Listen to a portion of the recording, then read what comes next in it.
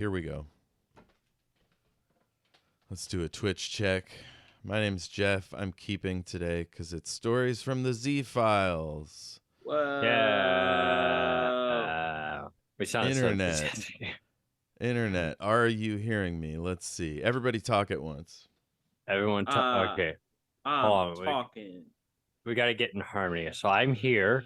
All right. As are you? Where are you at? I'm here. I'm here. I'm here.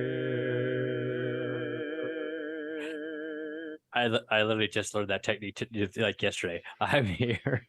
Everybody talk at once. Yeah, I'm hearing it.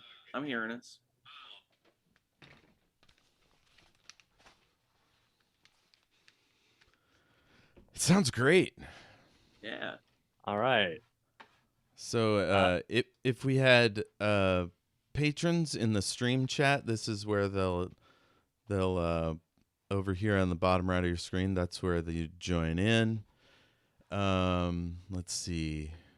I've got everybody's character sheets here, as well as some rules. All right, and I'm going to drop some of the links into the various social accounts. Okay. So eagle-eyed listeners will have seen the first stories from the Z-Files that I did with our guest Ashley Smith, and I was not as prepared with rules and stuff, so now I'm all set. I spent most of the prep for that one coming up with names of villagers and their deal. I did less of that this time. I focus more on locations. This is all really important and interesting stuff. Let's start off. Did you already give the listener our lines and veils? I have not. Let me go ahead and get into that. First, I want to welcome everyone in today. This is Omniversal Escapades. We have our hosts, which is myself, Dean, of course. I say, of course. If you cover into this now, like on YouTube, after all the videos that are already on there, then that's bizarre. But I guess a one shot is the best time to do it. So, sure. Yeah. Welcome in. Then we got Az. That's me. That's my name.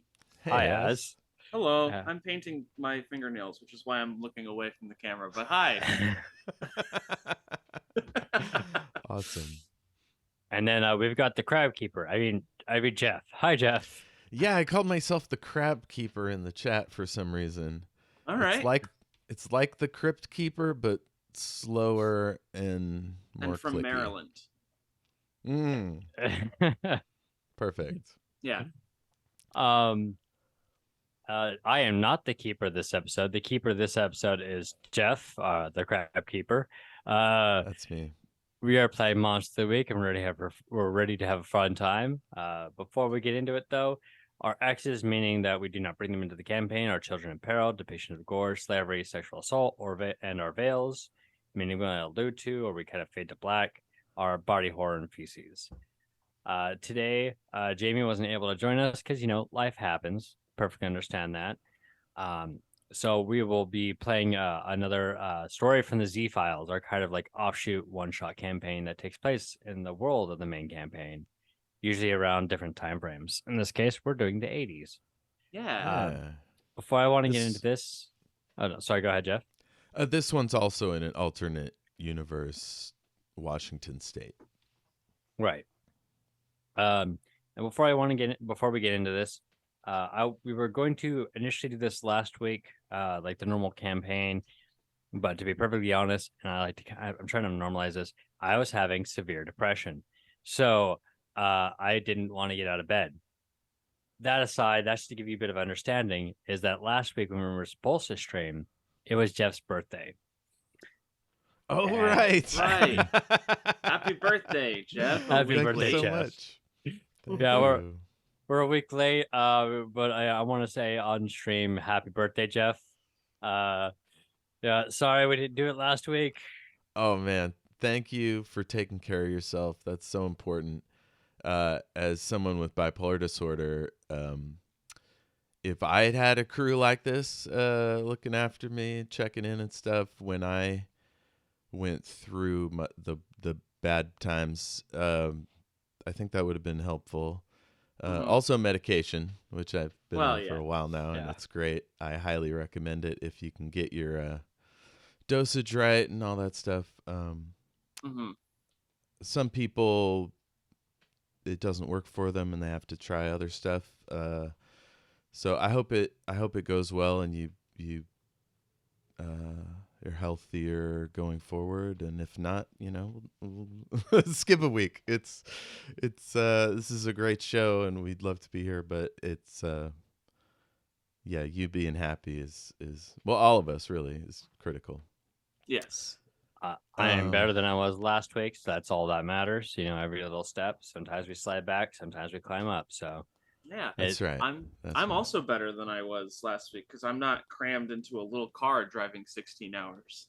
Yeah, that's a good reason. That's a long Yeah, trek. I drove from New Orleans to Maryland last week at the time we were supposed to do the show because I was helping friend of the show, Colin M. Parker, move. See, that's how you know you got a good friend who was willing to travel. Because I don't want to dox you, but you don't live in Maryland. You live further than that. So you went from... I do, yeah. So it was 16 hours from New Orleans to Maryland, and then another 4 to get back to my house. Wow. So Az went to the south to help a friend move to the east, and then continued northeast. Yeah. That's amazing. Or southeast. I'm not doxing you either way. I was just like, that's how you know you got a good friend when they're willing to travel that far to help you move. I believe it was 4 hours east of Maryland. In a secret villainous lair. Yeah, that floats in the on ocean. Yes. In the Ashen. Nope, that didn't work. Yeah, you throw things against the wall, it doesn't always work. Anyway. It's an ocean within an ocean. Yeah. No, it's the Az Ocean. That's what I was trying to go for. It's the portmanteau as a secret lair in the ocean. That doesn't work. The Ashen. Ashen, yeah. No, as you're kind for trying to make that work, it doesn't work. Well, shall we get into it? Yeah, let's go ahead. Oh, I forgot to mention that because we didn't get to play it on my birthday, I was frantically contacting everyone who lives in the area. Like, I really want to play an RPG, please. And my buddy Jose, friend of Shattered Worlds RPG, he came over and we played a D&D game and it was great. So that's fine. Don't feel bad for me and my D&D needs. Nice. Hey, you know what? Do we want to introduce our characters? Yeah, go ahead. Yes. So let me do a little intro, like a paragraph, and then we'll find out who you guys are. You're in a car together. Oh, okay, cool. Sounds good. So in the car we can find out either through out of character chat or exposition and dialogue where you're from and all that. Okay. So you're on a 2-lane highway with cranberry bogs to either side of the road. Sparrows wheeling about, sun shining in through the windshield from the south. It's almost noon. Sunlight's glinting off the dash and your sunglasses. Africa by Toto is playing on the tape deck. It's 1982. What are you two people doing in a car together and going to alternate universe vacation destination Sunny Shores? Sunny Shores. Well, what business do you have there, Dean? I feel like that my character, Leo Lupis, has been sent to this town, and they're kind of just trying to get him out of the way because the Magic Collective does not like him because he's a bit of a straightforward jerk. So just like, go here, out of our way. All right. I think that maybe Leo has hitched a ride with my character because I own a classic car in terrible condition according to my character sheet. Ooh. I'm just driving out there to chase my dreams of opening up a restaurant. Oh, that's cool. Yeah. Now, there's a second page on your character sheet that suggests possible relationships to the other player. Yeah. I mean, to the other PC. Is there anything there that you think would make sense for the two of you? Maybe shout out your favorites and see if they intersect at all. How about as if you don't want this, I'm just gonna toss this one out there. Common arms, you face bigger threats together. Maybe at one point, Leo has helped your character work in different restaurants in the past. Okay, I'm down for that. And now I just really want to open my own. Yeah, so you were just like, "Hey, young man, come help me," or whatever your character's age is at the moment. Now, wait, were you like a ringer that you'd like bring in from the other store for a short time? Or like you hire him everywhere you go? Or are you just running into this guy? Yeah, are you talking about Leo? Either one, whoever was, you know. I think Leo has just had a lot of jobs over the years. So at one point he's worked with Az's character at a restaurant in the past. Yeah. And that's kind of where the relationship started at. Yeah, by the way, my character's name is Pete Stockton. And he's kind of just a normal guy, but he's gotten a nickname back in the kitchens of all the places that he's worked at. A lot of people like to call him Stinky Pete. The legend, the man, the legend. He's back. All right. Let's see. Have you seen any supernatural stuff, the two of you? I don't think Pete has. Leo definitely has. He's part of a consortium of wizards. Yeah, so he's aware. He just doesn't work with them exclusively. So he'll just go out and like, I'm gonna go get a job at a restaurant for a while because why not? I can't wait to find out why a wizard would become an assistant manager in a restaurant. But I can't wait to find out. Dean, what restaurant did we work at? Because I'm thinking Shoney's. Yeah, there we go. Wait, hold on. What is second tier Shoney's? I think that Shoney's is pretty second tier. All right, fair enough. And for those of us out in the West Coast, what is Shoney's? Kind of like a Denny's, I guess, but not nearly as good. Yeah, not nearly as good. Is it like Waffle House low quality? Oh no! See, Shoney's is above Waffle House, but below Denny's. It's in that That's gray perfect area for this where show. like Waffle House is good and Denny's is good, but Shoney's is just like, who cares? Exactly. We put in some effort. Yeah. Some. Now, did your characters come from back east, wherever there were Shoney's, or is there a Shoney's here in Washington or Oregon? I think that Pete came from like the southeast. I think Leo's been all over the place, but he's probably met Pete over in the southeast. So there's like Pete's wanting to start a restaurant out in the west. He's like, yeah, all right, whatever. It gets me out of here. Yeah. Okay, and what made you come to Washington? Twilight was filmed here.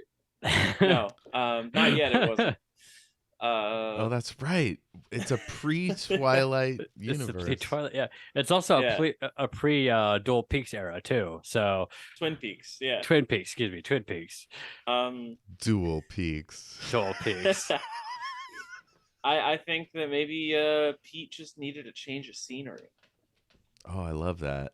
And his future assistant manager is or bookkeeper, I don't know, whatever, is coming with.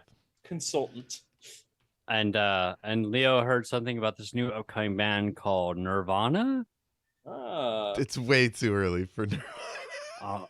Wait. 1982, yeah, it would be too early for Nirvana. Well, let's just say I think they went to college in like 85, 86, somewhere in there. Fair enough. So he's hearing rumblings of the upcoming music scene here in Washington and wants to check them out. There's a powerful boy wizard named Curtis Cobain. There you go. Hell yeah. Also, Poison. No, they are not even around yet. Man, this is before my time, so I had to Google a few references. That's all good. Like everything I know about Washington State has either been through you or some form of media. So it's quite frankly, it's like Twilight, Twin Peaks, and the grunge scene via the '90s. So that's Cool. I know flannel used to be pretty big back in the day. So in 1982, Mount St. Helens would have blown up 2 years ago. Oh so shit! Yeah, that's right. That disrupted things, and then a couple weeks before you guys arrive at Sunny Shores, there was a big storm up and down the coast. You see like branches and cut logs and stuff when you go under trees. Right. Let's see. Do you want to have any RPG before we get to town? Only if Dean wants to. I think that that setting the story is pretty good for me. Yeah, I think it's a good setup. We're starting here, and maybe we just got into Washington State or something. Yeah. From whatever highway we'd use to get here. You've been on the road for 3 hours nonstop. You both got to pee. Damn right.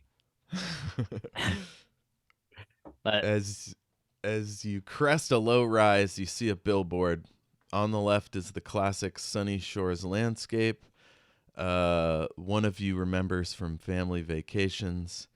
And on the right are happy beachgoers and tall condo buildings. Wrapped around the images are the words Sunny Shores, bigger is better. And at the bottom you see the words, contact the Sandy Shores Citizens Council to take part in our success.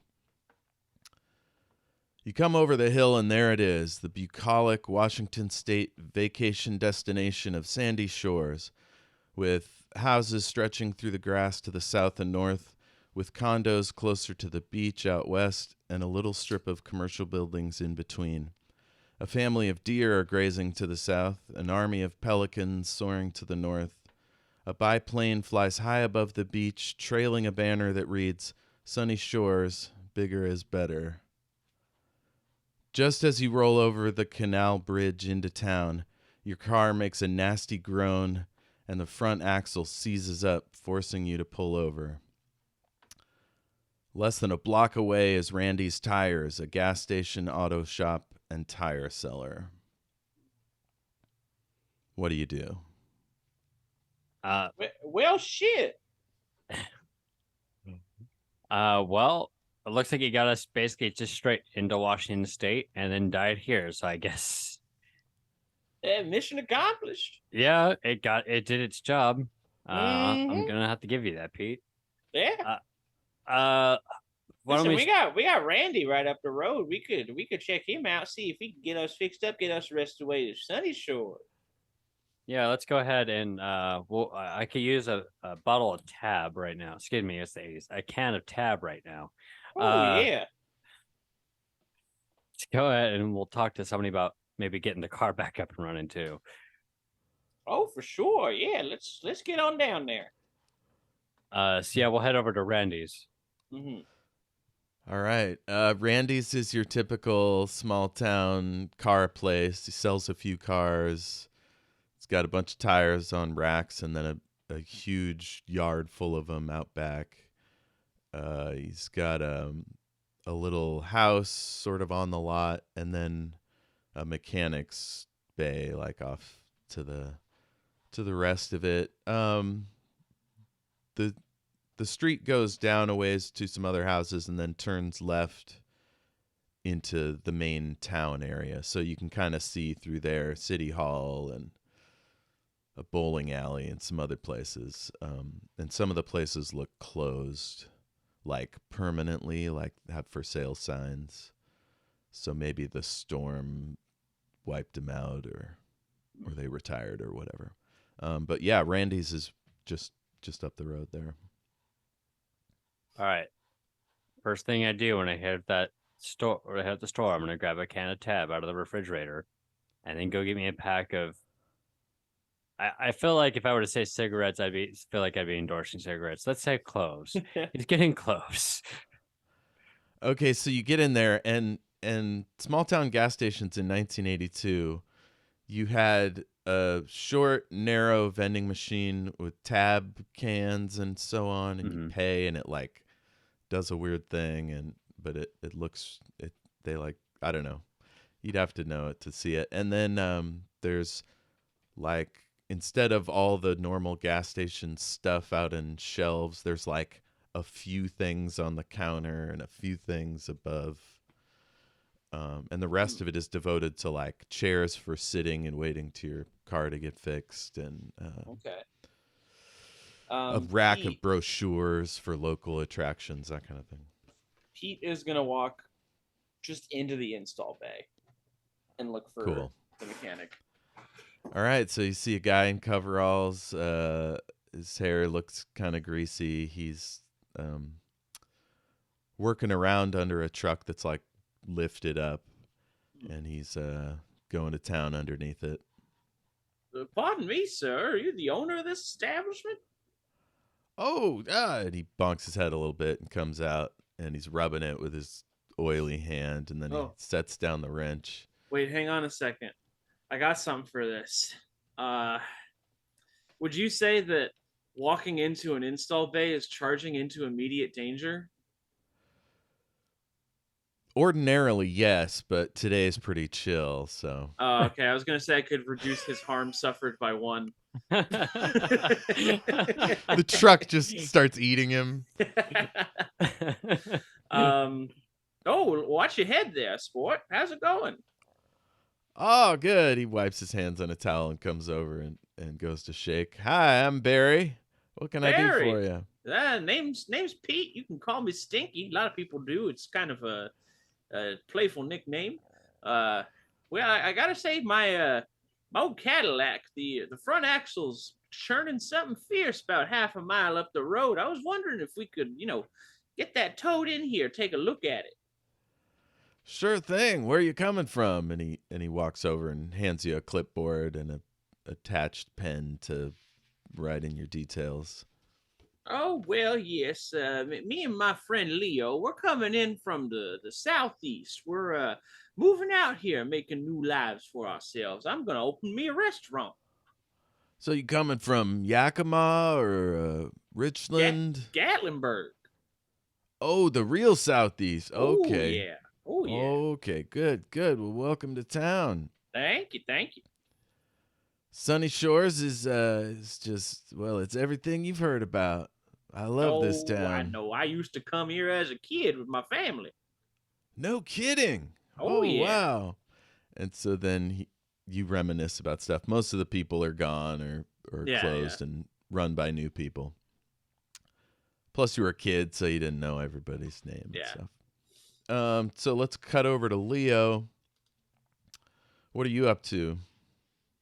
I think you said you were getting cigarettes and a tab. He gets a can of tab out of the refrigerator, goes up to the front desk and like, can I get a pack of clothes, please? And okay, there's a little sign, like a cardboard sign that says in shop, ring bell, and there's a little bell. Oh, then he'll just bing. Okay. So you're working on the clipboard, and Randy goes, "Oh, that must be your friend." And he walks in to the gas station area and says, "Hey there, you must be Leo." Yeah, you must have talking to old Pete there. That's right. He says they called him Stinky. Yeah, it's quite the misnomer because back southeast he smells fine. We've been traveling for days, so maybe less great today, but yeah, we're traveling here trying to start new lives for ourselves. Good deal. Well, Randy's will fix you up. My name's Barry, by the way. Nice to meet you, Barry. Randy retired a few years ago. And there's our first mystery solved. Yeah. dun, dun, dun. Congratulations. Shit, I gotta remember to save the resolution till later. Wait, hold on. These Did important we mysteries. conclude the current mystery? Yes. Where What is happened Randy? to Randy?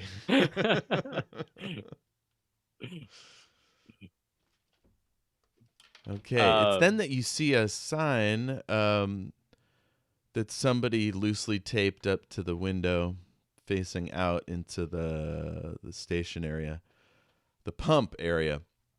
And it's a picture of, let's see, who's this character?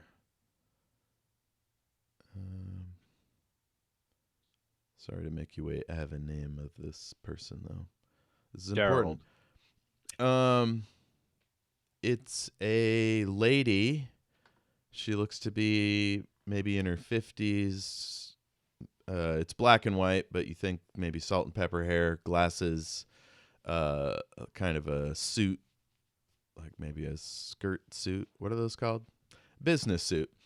And underneath it says missing for 2 weeks, Marlene Kostelwitz, EPA inspector. And then it's got like a whole manifesto below it. Like somebody printed these out themselves at Kinko's or something, whatever they had back then, or at home.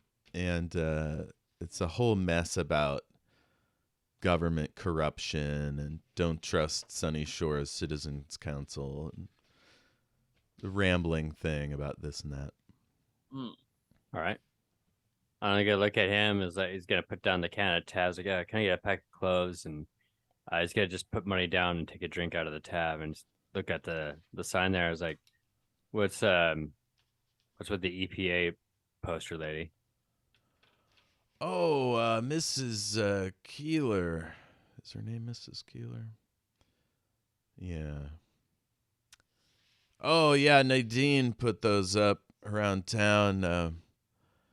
I remember that lady. She was checking out the Bristol Point site where they're thinking about bringing back the refinery. She was doing some talking to people in town. But yeah, I thought she'd just left, but then Nadine comes with these signs saying she disappeared. Hope they find her. Yeah, that's unusual. And this is one of the reasons that Leo's not very light. He's not even gonna pretend he has lighter. He just kind of like does this with his thumb. A fire will come out. And he's gonna light the clove, and then like, yeah, it's really weird. Cool. So you realize this was the one box of cloves that they keep in tourist season, and so it's a little stale. You know, he's been jonesing for a few days now, so he's just kind of had to deal with it. He's not happy about this. But he's just like, yeah, I'll deal with it. It's gonna be like, so he's gonna pull out and say, so are people, she's missing. How long has she been missing? Like, should we leave town by the end of the night? That kind of thing. Leave town? No, you should stay here for at least a week. All right. Well, Why, you don't think anything bad happened to her? I figured she just took off to Bristol Point or Grassport or something. Maybe the reservation to talk to the Indians over there. I mean, I don't know this Nadine, but I don't feel like someone would put up a sign for a missing person if they didn't think something was going on. You don't just up and vanish. It's worth looking into. That's for sure. If I may ask, where's a good place to stay while we're in town? Oh, that's a great question. There's a hotel. There's a motel back the way you came, and then if you'd gone straight instead of right. 1 second. You could rent a condo for the week. You'd want to talk to Montrose real estate for that, and he points in the direction. It's right across from City Hall. If I may include into the canon of the city, Aurora's bed and breakfast. Aurora, like Sleeping Beauty. Yeah, you got it. Aurora's bed and breakfast. Yeah, he would have mentioned bed and breakfasts as well. There's some pamphlets. Nice. I want to mention, by the way, that while this conversation is happening, Pete is looking through the ice cream cooler. They never have it. They never have enough drumsticks. That's exactly what I want. I want a drumstick. There is not a ice cream cooler. You see behind there's an ice like thing with a bunch of bags of ice. Got it. And, okay. And you think you might see a popsicle or something all the way in the back, but it's not peak season, so they seem to not keep all that stuff in. But right, yeah, it might Pete be a fudge-sicle. You're not sure. Pete is digging through that to see if it's a fudge-sicle. Okay, yeah, you reach all the way back in, and it is indeed an off-brand fudge-sicle. Nice. One of those singly wrapped ones from a box you get at the store. Yeah. He's going to call out, throw this on the tab for me. Yeah, put on the tab. Just going to throw down some additional money for that. Okay. I forgot to introduce myself. Hi, I'm Leo Lupis, Grand Diviner and Champion of the Great Halls of Tarakis in this dimension. How's it going?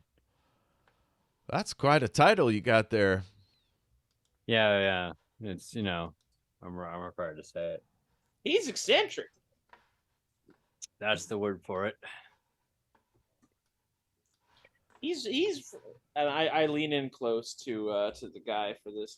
He's from one of them big city. He doesn't really get small town folk like us. He just kind of says things. It's just gonna stand there like the world is fully dissolving apart, and something big will happen in 12 years from now. You see what I mean?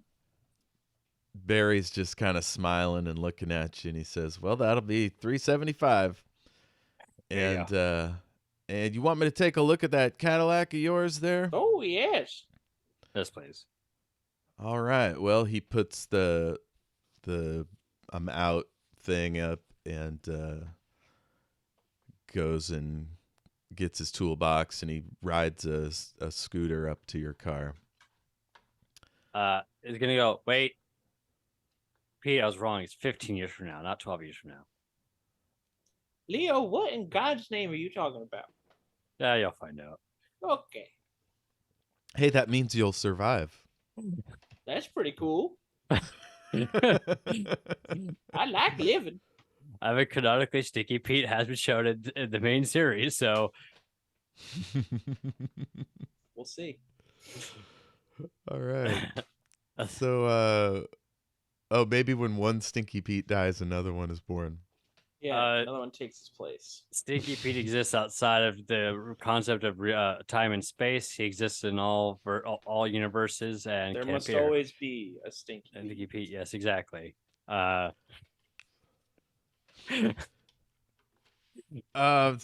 you add that to the non-existing wiki. You're planning to go to Aurora's bed and breakfast. Would you like to stop anywhere else before you go there? It's like on the far side of the strip. I think without a car, there's not really many places that we'd like to go. Yeah, I think we're just gonna walk ourselves there for a bit and come back in a few hours.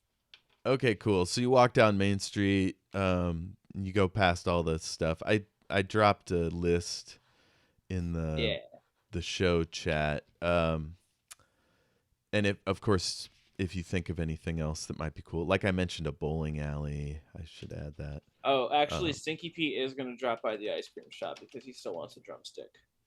Okay, sweet.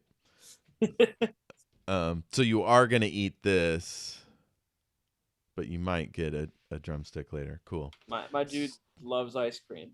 That's his weakness. Cool. So you pass all these places, the kite store, the police station, city hall, library. The bowling alley seems to be permanently closed. The diner as well. Yeah, the real estate place, the newspaper. And yeah, you get to the ice cream shop, and it is called what? The owner is named Mickey Dangle. I don't know if that helps you. Hold up. Hold Dangles up. cones. Dangle's cones. Yeah. Perfect. Just wait. This- Dippin' Dangles. Dippin' Dangles. Thank you, Az. I was So like, it's Dippin' Dangles. Dippin' Dangles. Yes. He specializes in ice cream balls. Dipped ice cream balls. There you Yeah. go. I was Like like they Friday. do at Dairy Queen. Yeah, but like serve in a bowl or something. Yeah. Oh man. Right. You could do fried ice cream as a ball, Mm. like in a cone, if you Yeah. batter it up and drop it in the fryer. That could be fun. Fried ice cream cones sound like something that should exist if they don't already. Uh Yeah. Look into TM, it, TM, ice TM, cream TM, proprietors. TM. Yeah. That's ours.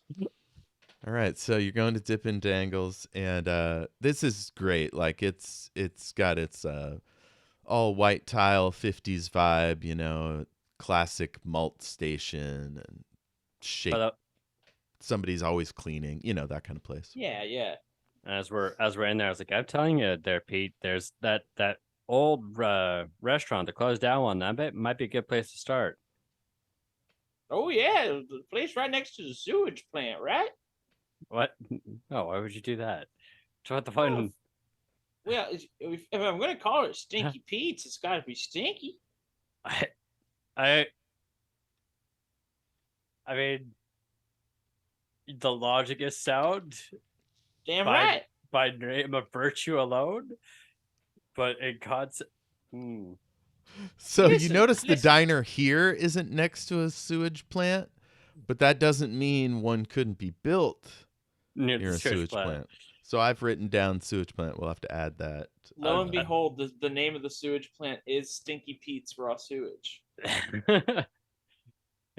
Stinky Pete dips his experience into multiple ventures. It's not just cooking. Yeah. Oh man, we got some big ideas here. So I'm gonna just walk up to the counter and talk to the old ice cream monger. Okay, so this is a high school kid. You cream monger. Cream monger. Oh, hey there, young fella. Howdy. What's your favorite ice cream you got here? Oh, probably boysenberry. Boysenberry? What kind of child are you? What is this town? What's wrong with what's going on with this town? I will take some Rocky Road. Oh, yeah, we have Rocky Road. Damn right you do. You're an ice cream shop. He points to the sign, and then he goes and gets it. They only had sugar cones back then, so that's what you're getting. I'll take a sugar cone.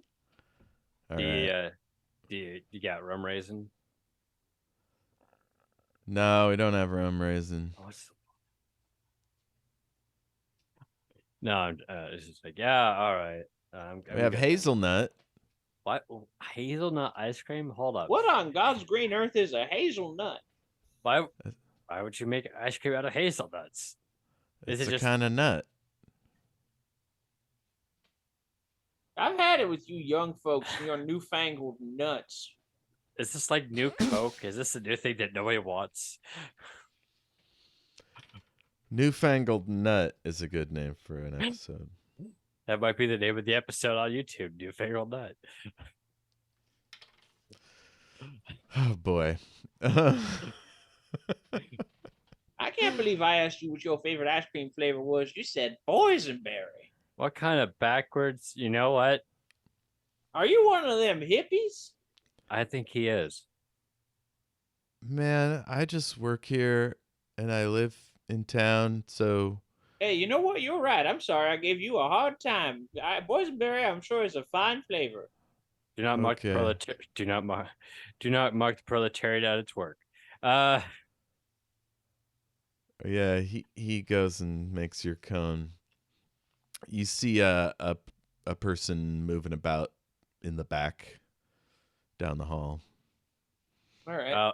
While Pete's chatting him about hazelnut ice cream, he's gonna go see what's going on in the back just because he got curious. He's not gonna like enter a place that he shouldn't belong to, but if he needs to figure out something like lean to the side or whatever to look in, he's gonna do that. Yeah, you could walk down there. There's restrooms down the hall. So you go past a four top of like teenagers, and then you go down the thing. The bathrooms, the doors are open. This is an alternate universe, so it's the gender neutral bathrooms. Nice. And That's then good. you see the far back door is chalked open. And then there's an office door, and you peek in there, and you see somebody's rifling through folders and filing.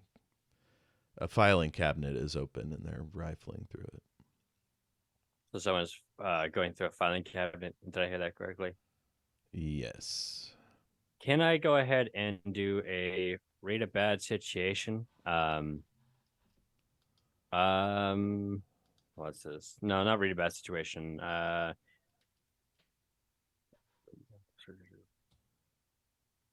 about an investigative mystery? I'm kind of trying to figure out what this person is doing, and what I'm kind of trying to do is like read their body language to see if they're supposed to be in here or if they're just rifling through papers like an employee might, that kind of thing. Oh yeah, he clearly, this is his office. He seems to know where everything is, and he doesn't look frantic. Okay. He's a middle-aged guy, maybe late 50s, graying hair, balding on top.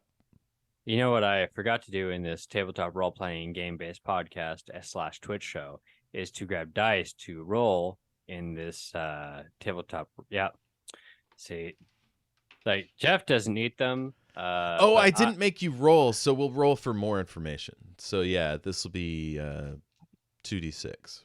Yeah. Do you want me to roll for you? No, I got it. I just, I'm a seasoned game master of over 15 years, and I forgot to bring the basic tools to play this game. Yeah. It happens to the best of us. As while Dean is getting the dice, Yeah. why don't you what are you doing? Do you go into the shop? Do you stay on the street? Yeah, I'll go into the shop. I'll follow him in. Okay, you see Kevin, the guy working behind the counter, mixing up the medicine. Some teenagers back by the back hallway. Mm-hmm. Hello, sir. I'll be right with you. Oh, take your time. Thank you. How did I prepared for everything I would need for this except for dice. Oh, and you see your friend Leo peeking down at the end of the hall, peeking in an office or a side There's door. a level Anyway. of professionalism that I bring to the show, apparently. I'm gonna try and stand in between the guy at the counter and Leo, so that maybe he doesn't see my friends sneaking around. The way the kitchen is situated, there's no way he could see him. Like the bathrooms are in the way, Okay, all right. interior wise. If he peeked around the corner, so yeah, you can stand by the brochure rack at the start of the hallway. Nice. All right. You're sort of in the hallway though, and those kids are chattering off a few feet away. Mm-hmm. So if I roll my investigative mystery, I rolled a total of 10 on that. Perfect. So let's check out. Hey, good roll. How that works. So investigate mystery roll plus sharp. That sharp is that already equated to that roll. On a 10 plus, hold 2. On a 7-9, hold 1, and then you fail if you roll below a 7. So I can ask 2 questions: what happened here? What sort of creature is it? What can it do? What can hurt it? Where did it go? What is it going to do? And what is being concealed here? And I would like to do. What is this is not the monster, but what is this guy going to do, and what is being concealed here is what I'm looking for. Oh, perfect. So this guy is looking for specific papers in a file that he clearly can't remember what it's in. And it's sort of way back in the filing cabinet. So it's either something that's been there a while, something he doesn't need often, or it's like been stuffed back there for a secret purpose. Okay. But this is clearly his office. And is anything being concealed here? Concealed, just that it's like clearly deep in the filing cabinet. Okay, so it's not being concealed to me; it's being concealed to him. Well, anybody that would go looking, Yeah, probably. No. All right. Nothing too suspicious. And maybe just because of how he grew up, he's like, all right, maybe I'm just reading too much into this. So he's gonna step back and step back to the main area, the show floor, and like, well, yeah, you want to head out there, Pete? Did you get your rocky road? Oh yeah, I'm good to go. All right, let's get out of. You're not gonna get the dipped the ice cream balls. I just listen. I got what I wanted. I know what I'm about, son. All right, so you get a big beach-sized ice cream ball there on top of your cone. You pay the 95 cents or whatever, and you're good to go.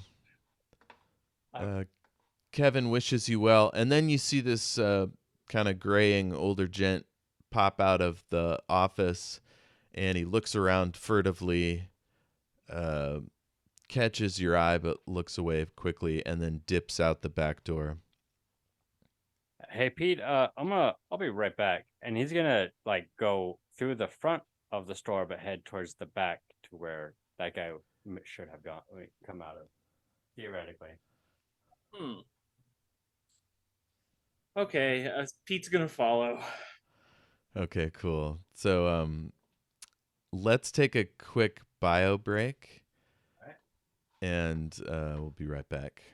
All right. Back in 5 minutes. I'll have my dice out.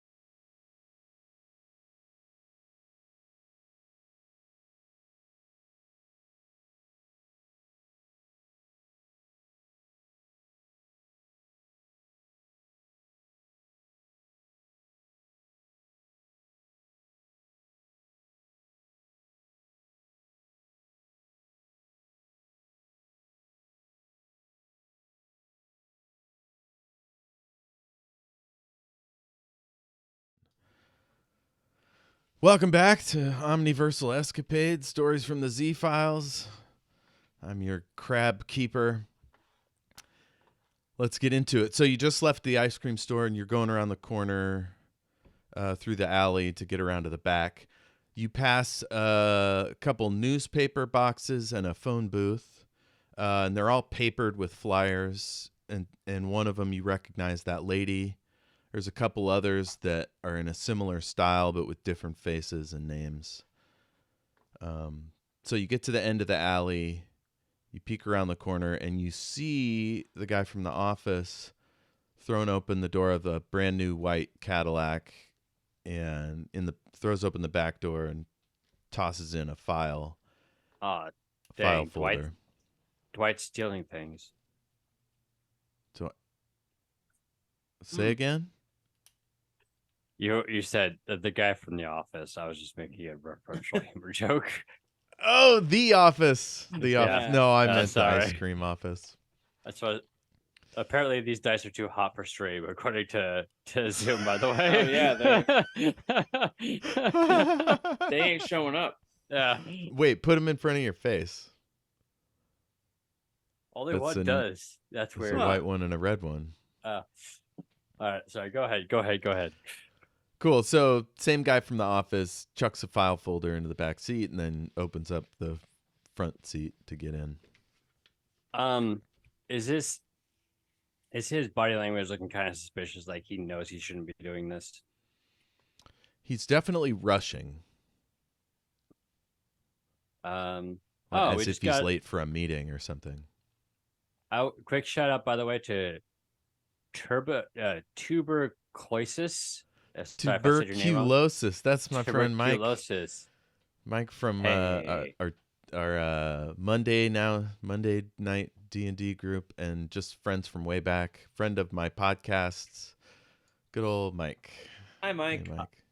Hi, Mike. Also, thank you for the follow. Appreciate it. Oh yeah. Hell yeah. Hell yeah. Because we're a narrative show, but we're also a Twitch show. So Twitch. Yeah, we don't have sound effects yet.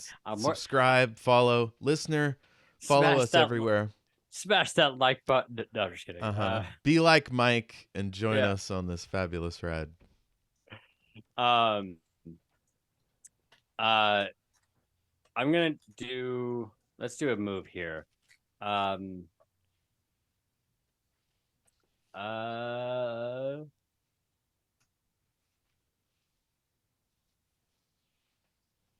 I guess read a bad situation is what I want to do, I think. Perfect. Yeah, that's +1 sharp you have. Do you have any moves or anything that will alter this? Possibly. Let me bring up my character sheet real quick. I got the third eye ability. When you read a bad situation, you can open up your third eye for a moment and take in extra information. Take a +1 hold on any results of 7 or more. Plus, you can see invisible things on a miss. You may still get one hold, but you're exposed to supernatural danger, unfiltered, hidden reality roughly on the mind. Perfect. So get a 7 or higher. So I'm going to go ahead and do that. Give me 1 second. Let's go. 30 tabs open. I'm rooting for you. Yes. I rolled a 9 +1, so 10. Perfect. So normally on read a bad situation, there's some particular language. I think if you get a high score, you get extra. Yeah, you get to hold an extra. I get +3, and if I use my take a +1 hold on any result of 7 or more, so I get, I guess, 4 hold on that. I can ask 4 questions off this list here. Cool. Yeah. Are there any dangers we haven't noticed yet? I'll start with that one. There's something more powerful than this guy. Like, so he's rushing to serve someone else's interests. What is the biggest threat?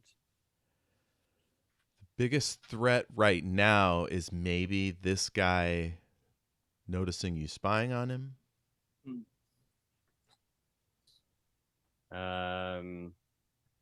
So I'm going to ask this question, but I'm not referring to us, but I'm referring to him. What is the best way out? What is his best way out of this scenario?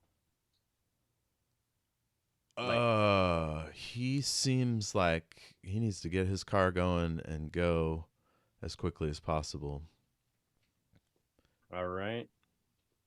So what I would like to do, if you don't mind, is because this is kind of suspicious, I want to go ahead and use magic to kind of like cause one of his tires to go flat. Before you do that, your fourth hold, you actually see his aura a little bit, and you see that there's some kind of enchanted bracelet under the sleeve of his brown coat. You can't quite tell what it is, but it's like a charm bracelet almost hanging off his wrist. All right. So you're gonna blow his tire? Yeah, not to the point where it's dangerous, to the point where the car can't move. That kind of thing. Cool. Like before he starts the car, that kind of thing. So when I use magic, I need to roll 7 above to get it to be imperfect with a glitch. So let's see if I get it. Is it gonna like hold on to his magical? What do they call them? They have an item. Foci. His foci. He is like clutch his foci and then try and just like pop the tire. Is this something in your pocket? Let's say it's a ring on his hand. Okay, cool. That's not good. I rolled a 5 plus weird. My weird is 2, so I rolled a 7. I just barely. And there are some drawbacks to this, right? If you don't get a 10 or more. Yeah. So on this case, I'm just trying to inflict harm on it, right? That's the effect. But if it's on a 7-9, it works perfectly. Choose your effect and glitch. The keeper will decide what effect the glitch has. So I choose the effect is 1 harm to the tire, right? In this case, I'm just going to expand the air in it to cause it to rupture a little. And then the glitch, the effect is weakened. The effect is in short duration. You take 1 harm. The magic draws immediate unwelcome attention, or has a problematic side effect. And I decide that, right? I mean, as a keeper, you can. It does say I do choose it, but you can choose. Oh, you choose it. Okay, so which one would you like? Magic draw is immediate unwelcome attention. Okay, so yeah, the tire compresses, and you can feel the inner tube pop as it kind of sags down on its lower right tire, but it doesn't go all the way. And the backup of pressure like gets in your throat, and you like start to cough and feel tummy issues, and you like totally draw attention to yourself peeking around the corner. And he looks up startled and gives you a weird glare, and then he puts on a smile and he says, hi, I'm sorry, I'd love to stay and chat, but I have to go. I see you got some ice cream there. Good deal. And then he jumps in the car and drives down the alley. Wait, before he drives away, can I do something? Yes. So I'm gonna say that because Pete was kind of lagging behind, this is when Pete comes around the corner. Cool. And Pete doesn't know what was going on before this, so he just turns the corner and goes, "Well, howdy, that's a mighty fine Cadillac you got there. I got one of my own in the shop right now." All right. Are you trying to achieve anything, or just develop a rapport? I'm attempting to charge into immediate danger without hedging my bets. Turns out this is not a dangerous situation either. Okay, all right. One of these days. Yeah. It'll happen. But I guess you could say that I'm manipulating someone into staying longer and having a conversation with me to try and, glean more of what's happening here. Cool. Okay. So it's almost like intimidating. It's like you're like, you will stay and talk to me. So give me I think that Pete just has no tact whatsoever, so he doesn't read the situation at all. He's just like, everybody wants to talk to me. If I may suggest, a move a player can do, a hunter's can do, is manipulate someone. That's what this role could be. If you that's what I was saying. Yeah. So give me a 2d6 to charm, manipulate someone. That is 9 plus 2 charms. So that's 11. Jeez. Hell yes. They'll do it for the reason you give them. If you ask too much, they'll tell you the minimum it would take for them to do it, or if there's no way they do it. So I think that the manipulate someone here is, I want you to stick around and talk to me about cars. Okay, and he almost closes the door, but then he leans out, and he still looks really busy, like he takes a quick glance at his watch, but then he says, I'd love to stay and chat, but well, it is the new LM920 or whatever the hell was. Oh my god, the LM920. Very nice car. Those bad boys just hit the market. Hey friend, it looks like your tires popped there. I don't think you're gonna be going anywhere in your LM920. He looks back at the tire, and it's not quite all the way down, and he goes, "Oh, I have to rush. We're open till 9, so come on back." Well, hey, I'll tell you what, my Cadillac's in a great mechanic up the street right now. I could give you his number.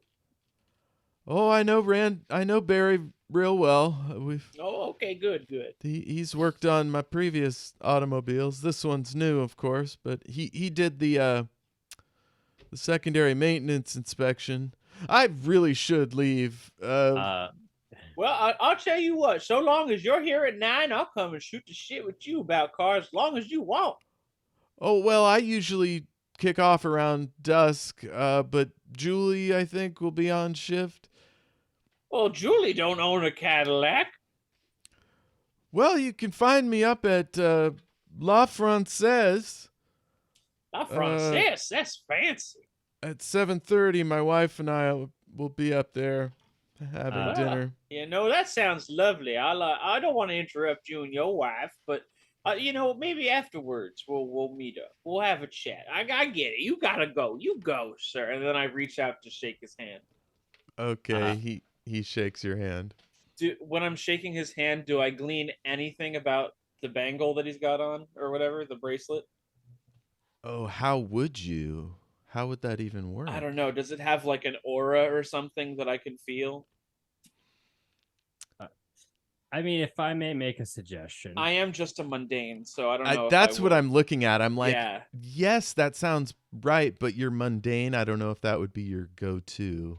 Well, let me see if I have anything here. If I may make a suggestion, on the alternative weird moves PDF that we have there, on one of the options is called empath, and you open your mind, your brain to feel emotions, something.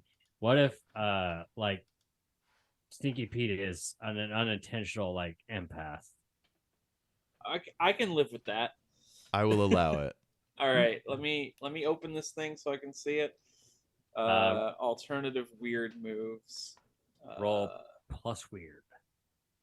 Well, plus weird. I actually have some points in weird, believe it or not. Ooh, I have you're one weird mundane. I'm a bit of a weirdo, you know? There's actually only one mundane like stat build that only has 0 weird. Some of them have -1, but 2 of them have +1 weird. Nice. So that is gonna be only a 5, not enough. Okay, grant yourself 1 experience. You're clueless about the existence of a magical bracelet. All right. But he does have a firm get to know you handshake that, you could see yourself going into business with this guy. Oh, you can tell a lot about a man by a handshake, and I tell you, sir, you've got a good one right there. Oh, well, thank you. My name is... What's his name? Ice cream shop. Mickey Dangle. He says, I'm Mickey Dangle. What's your name there?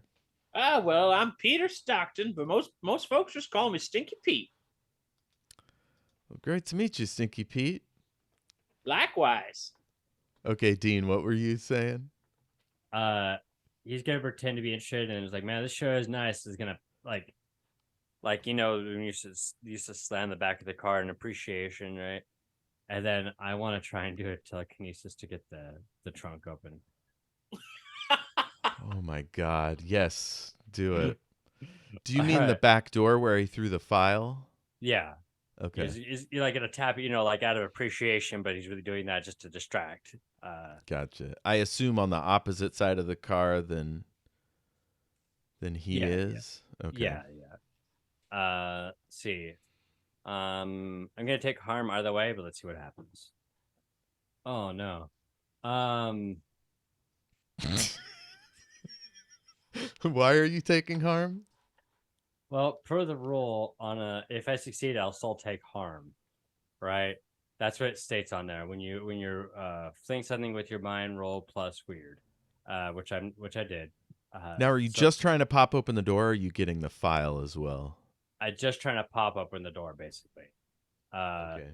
But so what'd you roll? That's the thing. So let me go back to my character to confirm this. Yep, it's exactly what I thought it was. I rolled a 6. Huh. So, give yourself experience. Yeah. Uh-oh. On a miss, something goes horribly wrong.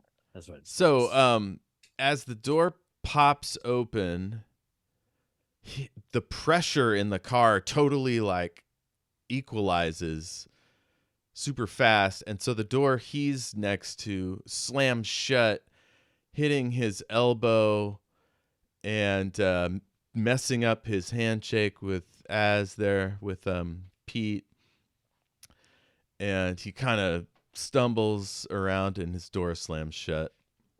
What is going on with your car there? What Is the that heck? new bug in the new Cadillac? Yeah, you all right? I've never seen a car do that before. Me neither. Yeah, I haven't either. He looks real spooked. Yeah, I'm giving the eye to you over there. Like, what the hell are you doing? It's now that you both notice a little old Camry hatchback across the back parking lot, and a lady in a floppy green hat peeking over her steering wheel at this whole brouhaha. Sorry about that, friend. But I think you're gonna have to go to Randy's to get your tire replaced there. Jeez. He reaches in the back, grabs his file, and runs down the alley. Talk to you later, Pete! Heading off in the direction of wherever he's going. It was Mickey, right? Mickey Dangle. Mickey, okay. See you later, Nicholas. Okay, so what would y'all like to do now? We can skip to a new scene, or if you want to deal with the lady in the car. Pete is gonna wave at her and smile. Okay, she starts up the car and drives it over and parks, and she leans out. And this is a little old lady, gray hair, floppy green hat. She's got all sorts of old thrift store style clothes, bunch of boxes and stuff in the back, stickers covering the back end of the vehicle, all about the environment and peace and stuff. Nice. I'm gonna walk up to her and say, "Well, howdy there, ma'am. I'm a big fan of that hat of yours." You two tourists? Well, I'm new in town, thinking about opening up my own restaurant. I used to come here as a kid. I always loved it, so here I am. Well, you stay away from that Mickey Dangle. He's up to something. Oh, is he? And she reaches over, and you see a pile of papers, crisscrossed, like if you have a big chunk of one poster, and then and she starts pulling out one of each poster, and she hands them to you. And she says, "I don't know who all's involved, but somebody's been making people disappear." Disappear? Like and that? You see another one of that lady you saw at the gas station, Kostelwitz. You see another guy named Danny Sundergaard. and another guy named Bennett Hargrove. Gonna look over at the lady. Are you Nadine? Yeah, I'm Nadine. Who did somebody tell you about me? Yeah, well, I was talking with Barry up at the gas convenience station garage store, and Oh, yeah, Barry's a good egg. I trust Yeah. Barry with my life. that's good. We had talked about you because the missing people posters, right? So it's good to see name to face, you know. So what's going on, Nadine? Why don't you trust Nicholas? Oh, he's cozy with Montrose. I always catch him chatting, meeting up places. It's like they never want to meet at the same place twice, and you know what that means. Oh, sounds to me like that's some shady business they got going on there. You're telling me. Well, Miss Ma'am, I'll take any documentation you got about our friend Mickey over there. Well, just for my own perusal. Well, the family selling the diner, they're not going through Montrose. Let me take you over there, and one of them might be there so we can walk you through the place. If you're gonna move to town, you definitely don't want to go through Montrose. He'll play some shady games and end up owning your whole business. Well, I do appreciate the information there. I would gladly take up a meeting with you and these folk. All right, pile in. This is me rushing the boring bits. Yeah. Well, I see no issue with this. Let's get in this strange woman's car, Leo. I don't think we should consider this any further than we have up to this point. Let us proceed forward. No I'm in questions the needed. vehicle. Yeah. So you shove Nadine, over the I trust boxes. You shove over the boxes. She moves the pile of papers into the back, and one of you sits in the front. It's tight for both of you. Mm-hmm. And she drives around the corner and then up to the old diner next to the old bowling alley. And sure enough, you see it's getting close to dusk. You see some lights on, and there's a truck out front. So you see some people moving around in there. And it's for sale by owner. Well, this looks like a mighty fine building. Yeah, you could probably set that up as your restaurant. I think so. I think Stinky Pete's got a real future here. Yeah. It's even got a room for a lounge. They left the vending machines. Oh, a lounge. And it's got a couple arcade games. I do love the pinball there. Do they got Galaga in there? Well, I don't play the stand-up ones. I just play the pinball. They change it up every once in a while. I get that. My knees do give out if I play Galaga for too long. Tell me about the knees. Plus my hip. Oh my God! Replacement? Not yet, thank the good Lord. My wrist, though, I could replace my wrist. Oh my, sure. Yes. The way as it say Galaga is. Did he murdering say? You? Did they say Galaga? Yeah. Yeah, I said Galaga. And my friend's like, what? No, go ahead, proceed with the scene. Sorry. Well, Miss Nadine, if you would gladly point me to the owners of this establishment, I'd love to have a chat with them. Oh, that's them right there. She takes you in. You meet the owners. What's this family's name? Stevensons. The Boysenberries. Hendersons. Wait, we're in the Northwest. The Hendersons. The Hendersons. Little Harry and the Henderson reference for. Yeah. So I've got Stevenson, Henderson, and Boysenberry. We'll go Hendersons. Yeah. So there's Ma and Pa Henderson. They're pretty young for retirees. You're not sure why they're shutting down, but there they are. They're super nice. They kind of walk you around. And it's then that you hear a whole bunch of holleration coming from somewhere over by the City Hall police station area. And remind me, this was like right across the street from that? It's down the road a pace. Everything's pretty close to each other. It's a 15-minute city. Yeah. It's maybe a 5-minute run, Right. 3-minute run, something like that. You go ahead, Dean. No, go ahead, Az. Go ahead. As much as I want to have a conversation with the Hendersons, I think that whatever commotion is going on would grab Pete's attention. He's very ADD. Okay. Same with Leo. Nadine looks all startled and goes outside. Leo, you checking it out? Yeah, I was like, excuse us just one moment. He may be ADD, but he's not impolite. Yeah. Okay, and the couple look pretty spooked, but they don't come out with you. Do we see anything down the street? I guess I should investigate a mystery. Sure, why not? Situation. Investigate a mystery. As you come up towards, you see there's people outside who were just walking around or like looking over at the police station, like wondering what the hubbub is. Okay. I'm gonna roll to assist and give Az advantage if I can succeed. Why do you hate your dice? Hang on, you're giving me advantage because you might not need to do that. Well, that's good because I rolled like, hold on. I did not roll well. The dice are not with me. Oh,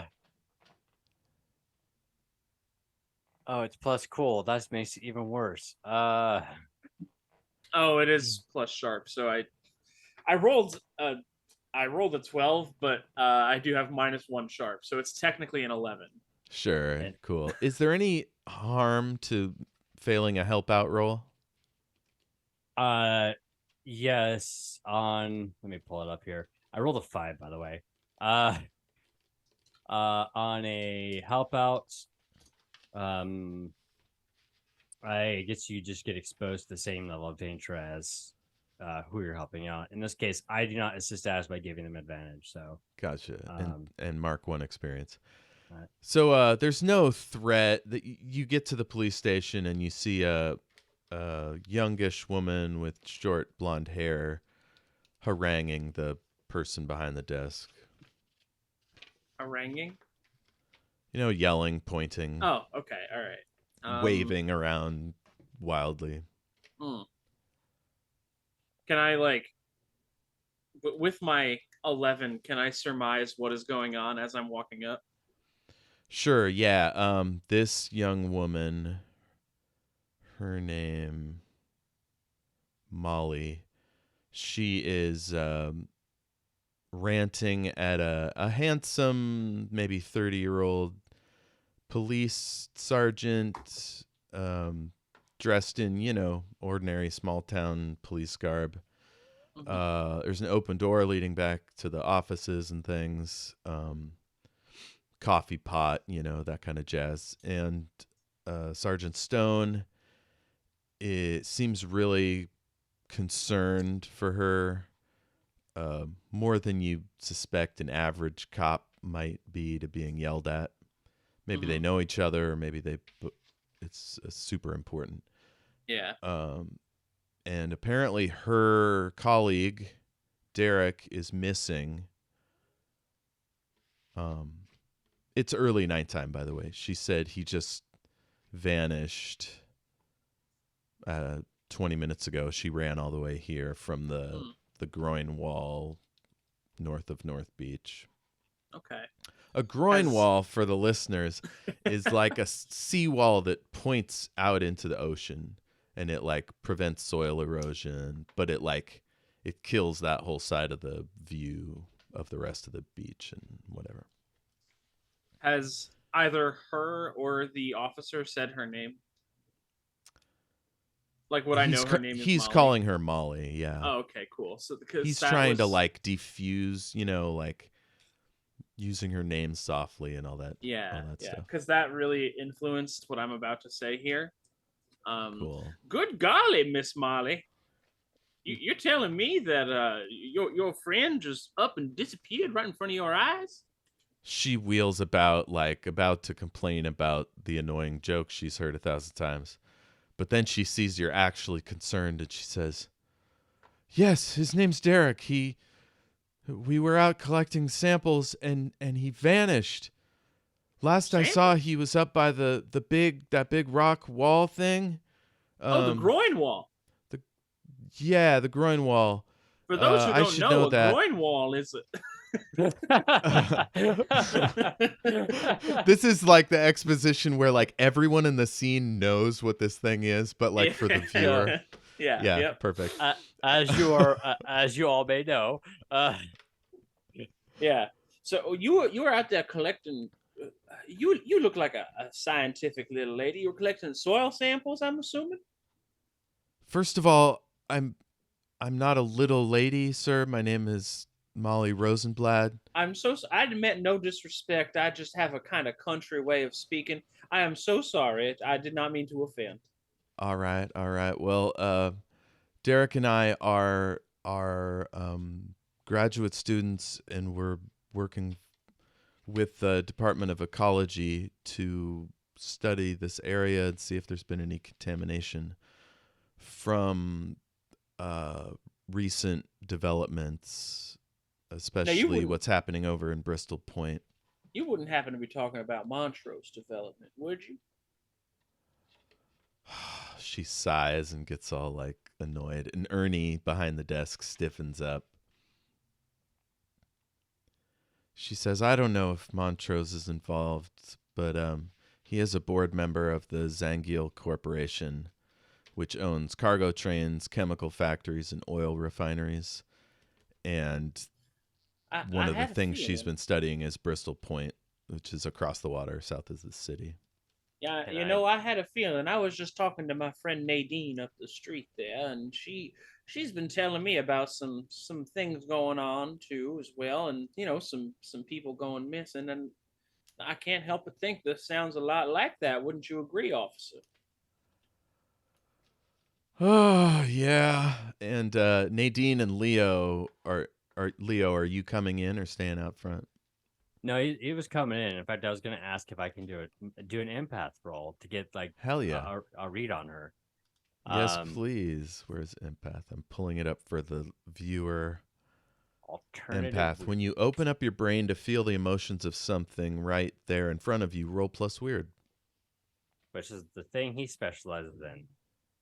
Heck yeah. That's 9 plus 2. That's an 11. On a 10 or more, you gain a clear impression of their current emotional state and attention to take one forward when acting on this knowledge. And you're asking about the sergeant? And her in this case. I'm asking about Molly. Molly. Since she's the one on the scene, She is super freaked out. She clearly cares about her colleague, Derek. He literally just vanished. Like 1 minute he was there. She was, 5-minute walk down the beach, turned around and he was gone. So she didn't actually see it happen. She just turned around and then turned back and he was gone. Yeah, clearly the posters about missing people is kind of like got her real spooked that this might be something like that. Mm-hmm. And anytime he mentions like Montrose, she gets like she's showing signs of suspicion. Mm-hmm. Well, I don't mean to agitate you by bringing him up or nothing. I'm just trying to get a handle on the situation here. Now, I'm no professional, but in the few hours I've been in town today, it seems like y'all got a real problem on your hands. See, Sergeant? Yes, Ms. Rosenblad. We're going to do everything we can to find Derek. But please, this isn't a conspiracy. Those other people are probably fine. Leo's going to interrupt. Hey, do you have a missing persons board? I'm just curious, small town, all that. Yeah, Nadine comes in and she's like, he won't even put up my signs. And she starts going over to the bulletin board and like looking for empty space to put up her signs. And he says, Nadine, please. That's Mrs. Keeler to you, Ernie Stone. Officer Clearly Stone here. He's a local. Officer Stone, I'm going to take a look at the wall here. how many people have been going missing recently? Like this is what 2 in 2 weeks. I mean, just from what I know, we just came into town, so. Well, according to Mrs. Keeler, and he Uh-huh. kind of gestures in her direction. Right, possible witness, Mrs. Keeler. Marlene Kostelwitz was 2 weeks ago. All right. Sundergaard, the union guy, was 3 weeks ago. Okay. And Mr. Hargrove over at the college annex was last week. And then Derek, right, Molly's friend here. This was another recent one. That's what, 4 or 5 disappearances in less than 6 months. Now, sir, I don't know the town very well. That seems pretty high, don't you think? Well, Sundergaard lives over in Grassport, so that's unrelated. Bennett Hargrove, yeah, he was here twice a week at the annex, but I mean, he could be anywhere. But he comes here, right?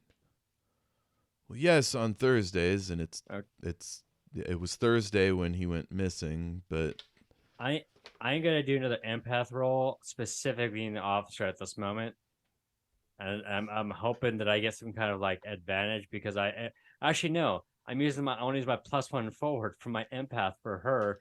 Hell this yeah. has led me to this. And then I have something I want to do as well. Cool. So give me a. Are you investigating a mystery? I will be doing another empath roll in this case on this guy. Oh, that's right. Weird. Yeah, it's a use magic thing. So give yourself advantage from that forward. Heck yeah. All right. So, oof. Okay, that's better. 8. On a 7 and 9, you get a hazy impression of the current emotional state and intentions. Gotcha. And did your thing relate to this at all? My thing was with Molly. Okay, so we'll resolve this first. Yeah, Stone is aggrieved. He's tired. Like he works nights, so he's gonna be there a long time. But he knows these people too well to like push him out of his store, so he just he's resigned to doing his duty. Go ahead, Az. Can I take Molly outside? Sure. I'm not sure how you convince her to go outside, but I just kind of want to be like, Molly, can I speak to you out front for a moment, please? Use some of my southern charm. okay. I can roll charm if you want. Manipulate someone is the role there. We don't need a roll. She'll go with you, but she's like, it's Molly Rosenblatt, my friend Derek Adley is the one who's missing. Right. So you just got here, and now you're outside. Cool. I want to try and do the trust me move on her. Cool. Which is when I tell a normal person the truth in order to protect them from danger, I roll plus charm. On a 10 plus, they do what I say. No questions. On a 7 to 9, they do it, but the keeper can choose one of 3 questions. And on a miss, they're going to think I'm crazy or dangerous. Okay. So I want to tell her, Molly, you need to listen to me. I think that there is really something dangerous going on here. And I think that you and your line of work, you are a target for this because you saw your partner disappear before your very eyes tonight. I think that in whatever it is you're doing out here, I think you need to find a way to lay low until it all, becomes resolved. I mean, I just got here. I'm going to do what I can to try and help out, but I really think you need to think about what it is you're doing here, and if your own safety comes before, your work. And I'll roll. Well, I appreciate your concern. I got a 9. Okay. So on a 7 to 9, you get to choose. They ask me a hard question first, they stall and dither a while, or they have a, quote, better idea. So she dithers for a while, but eventually she says, well, where are you guys staying?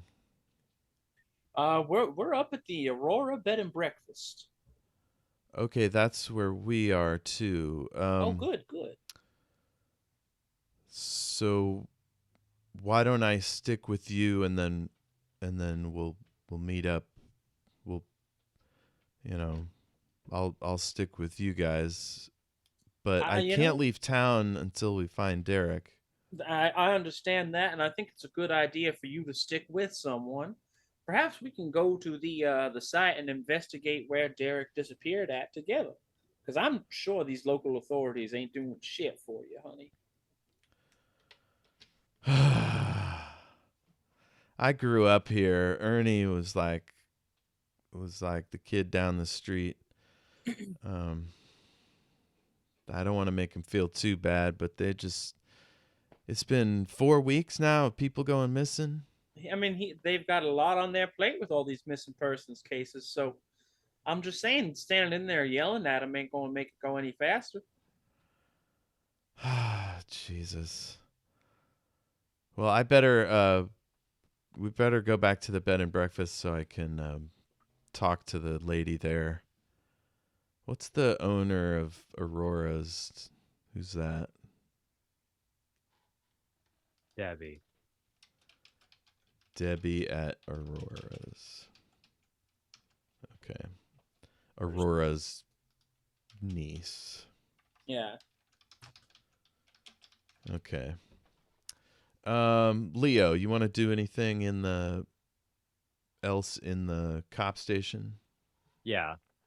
He's just gonna look over at the officers down there, and it's like, look, hey, like, I can relate. Small town, and you look like probably a late night cop. You're not the daytime cop. You're tired. Not a lot of places to get coffee. I understand that. So how about this? Help me help you. Help me help you. Right? Why don't you tell me what you know, and I'll poke my nose around, and then when everything gets solved, you get all the credit. That sounds pretty good to me. You're not with Zangiel, are you? I'm not. Who's Angel? Let's start with that. That's the big corporation. They own trains and factories and stuff. They're talking about rebuilding Bristol Point. And are they having an issue? Are you having an issue with them in this town? Well, Nadine over here, she glares. She thinks they're all connected. They all have something to do with the environment. EPA inspector Hargroves, Mr. Hargrove is an activist, and Sundergaard was the secretary treasurer of the pipe fitters union down there in Grassport, and for the whole harbor, pretty much. Do you have a file for all the missing people? Sure do.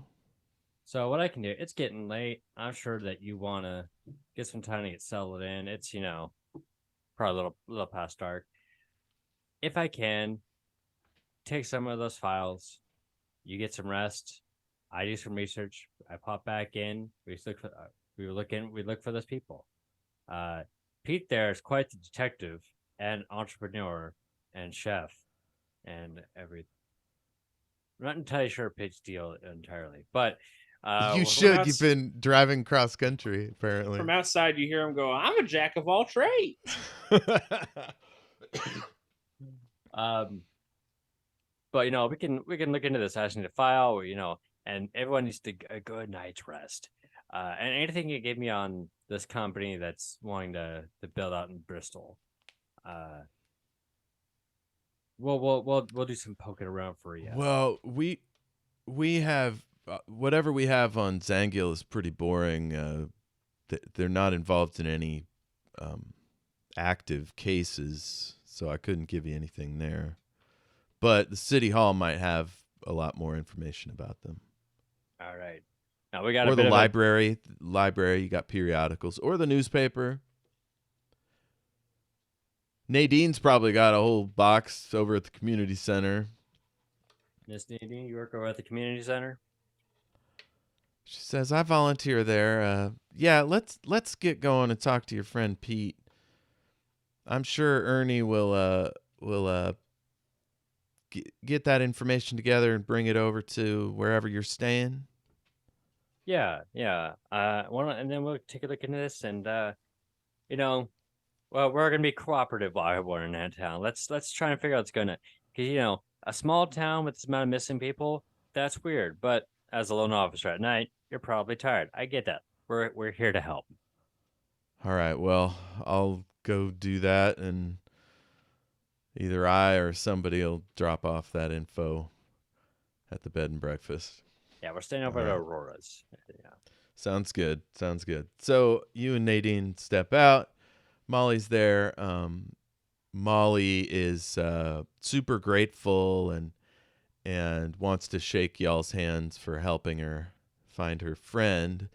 And when she shakes your hand, Pete, she looks oddly, and you feel itchy on your palm where she shook it, and you look down there and there's these weird red bumps along the bottom, side of your palm, where somebody would fingers would grip under.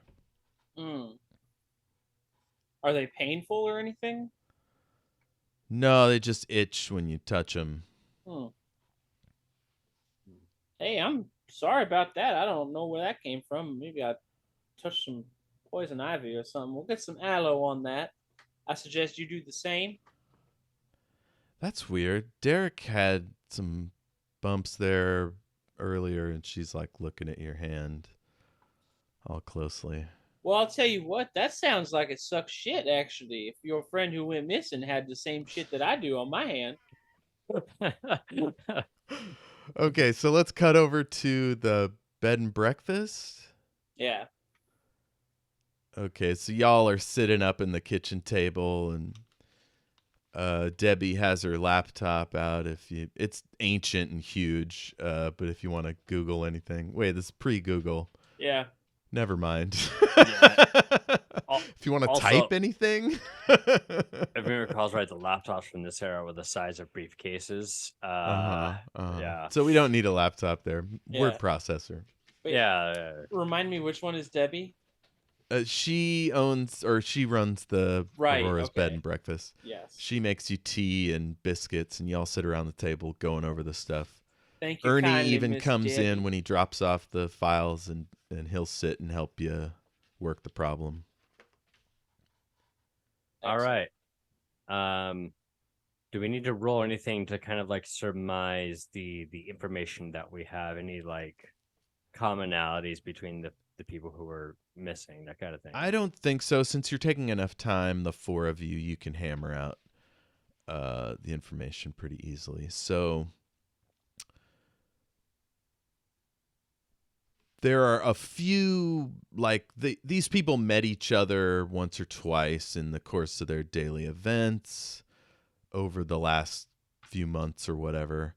Danny Sundegaard, the safety foreman at the refinery before it closed and then worked somewhere else.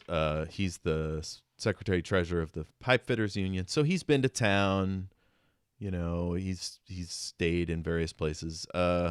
Marlene Kostelwitz was in and out. She stayed at a condo here in town.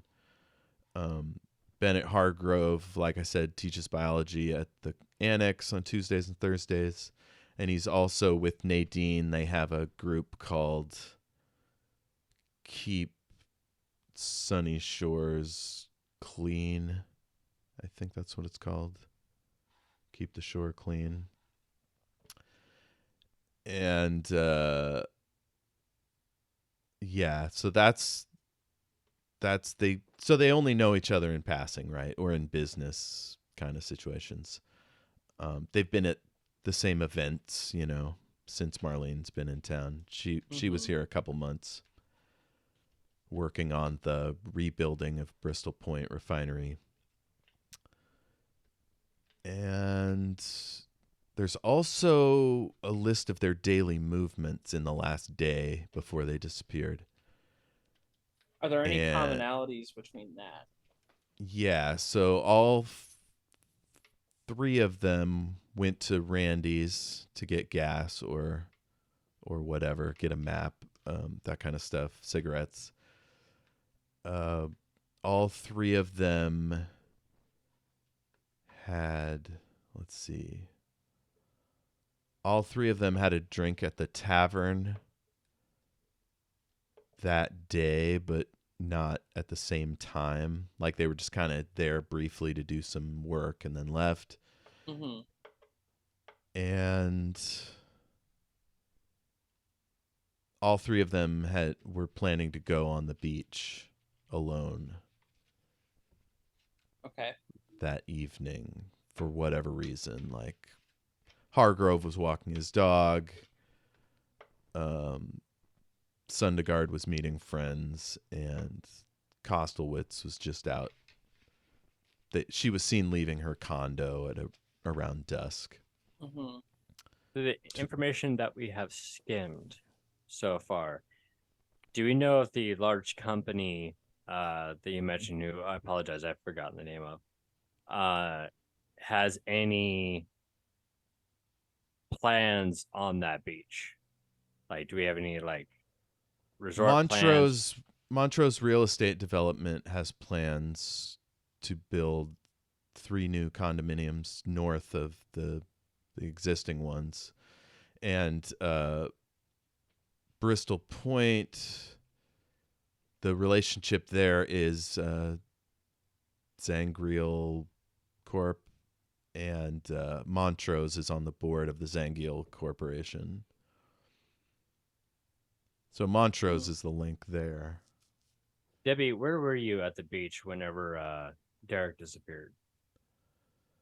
I was about a 5-minute walk north of the main entrance where you park, and Derek was about 200 yards north of me.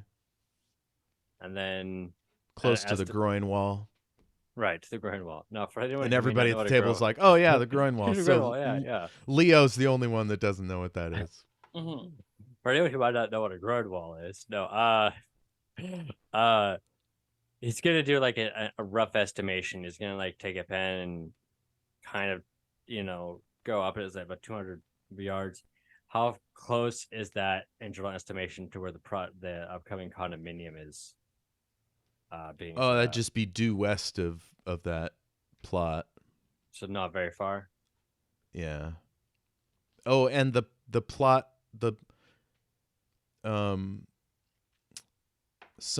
Nadine's seen the plans, and they stretch out north past the groin wall and include a spot called Settlers Cove. And all that's like protected land. It's like owned by a reserve or whatever. And so it's a whole complicated thing. Papers filed in City Hall and stuff. Well, we see a few commonalities here, but the one that sticks out, at least here, is either A, Randy's, which is bizarre, but I mean, can't rule it out, or B, the beach. Ernie says, actually, I got something new today.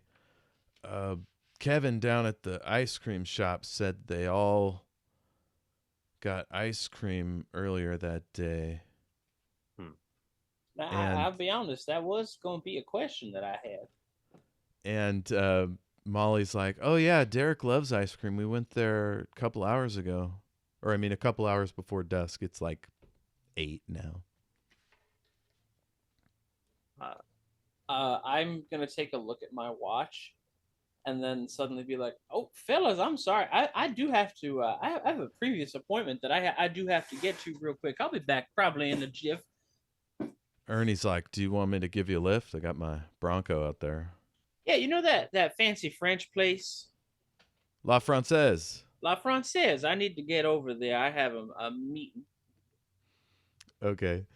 So we're getting close to 3. Would you guys like to push it a little bit? I think I just have that one scene that I want to do. I think, and then if Dean, you Okay. have anything you want to do? No, I mean I am curious to conclude the mystery, but I don't have anything particularly planned at the moment. In fact, Okay. I feel like Leo's like, oh, Pete's up to something. Uh, it's like let Pete be Pete at this moment. That's the idea here. So are you okay with 15 minutes over or Yeah, 30? yeah, Yeah, Okay. yeah, that's fine. 15 I is just don't good want for to me. if you have something going on. No, no. Cool. So are you going to go with Pete, Leo? Did it seem like Pete wants Leo to be there, or is it so one of those like Pete's got to do a Pete thing? Leo, you can feel free to come with if you want. I mean, you were there when I made the plans. Right. Yeah. Sorry about that. It's been a long travel. Let's go. Let's All go to right. the French. Let's go to the French. Yeah. Okay, and Molly and Nadine load into the Camry and follow behind. Um All right. so yeah, you both pull into the La Francaise parking lot and they stay in the car and watch the entrance. All right. Cool. Leo, are you staying? Is like, well, Pete, do you need help at this meeting that you have at La Francaise? Well, I mean, you know who it's with, and you know we got our suspicions now, but I don't know. You can stand back up however you see fit, I think, but I'm hoping to just go in and have a conversation with the man. I actually go ahead and head on, and I'm gonna go for a walk. You know, All it's a right. lovely night. Nice. All right. All right. So I walk in the front door, as disheveled as I look, into this fancy restaurant, and walk up to the host stand, and I go, "Hi, my friend Mickey is supposed to be here with his wife." Okay, so this is another teen with lustrous black hair and rings and stuff, and she looks bored and she goes,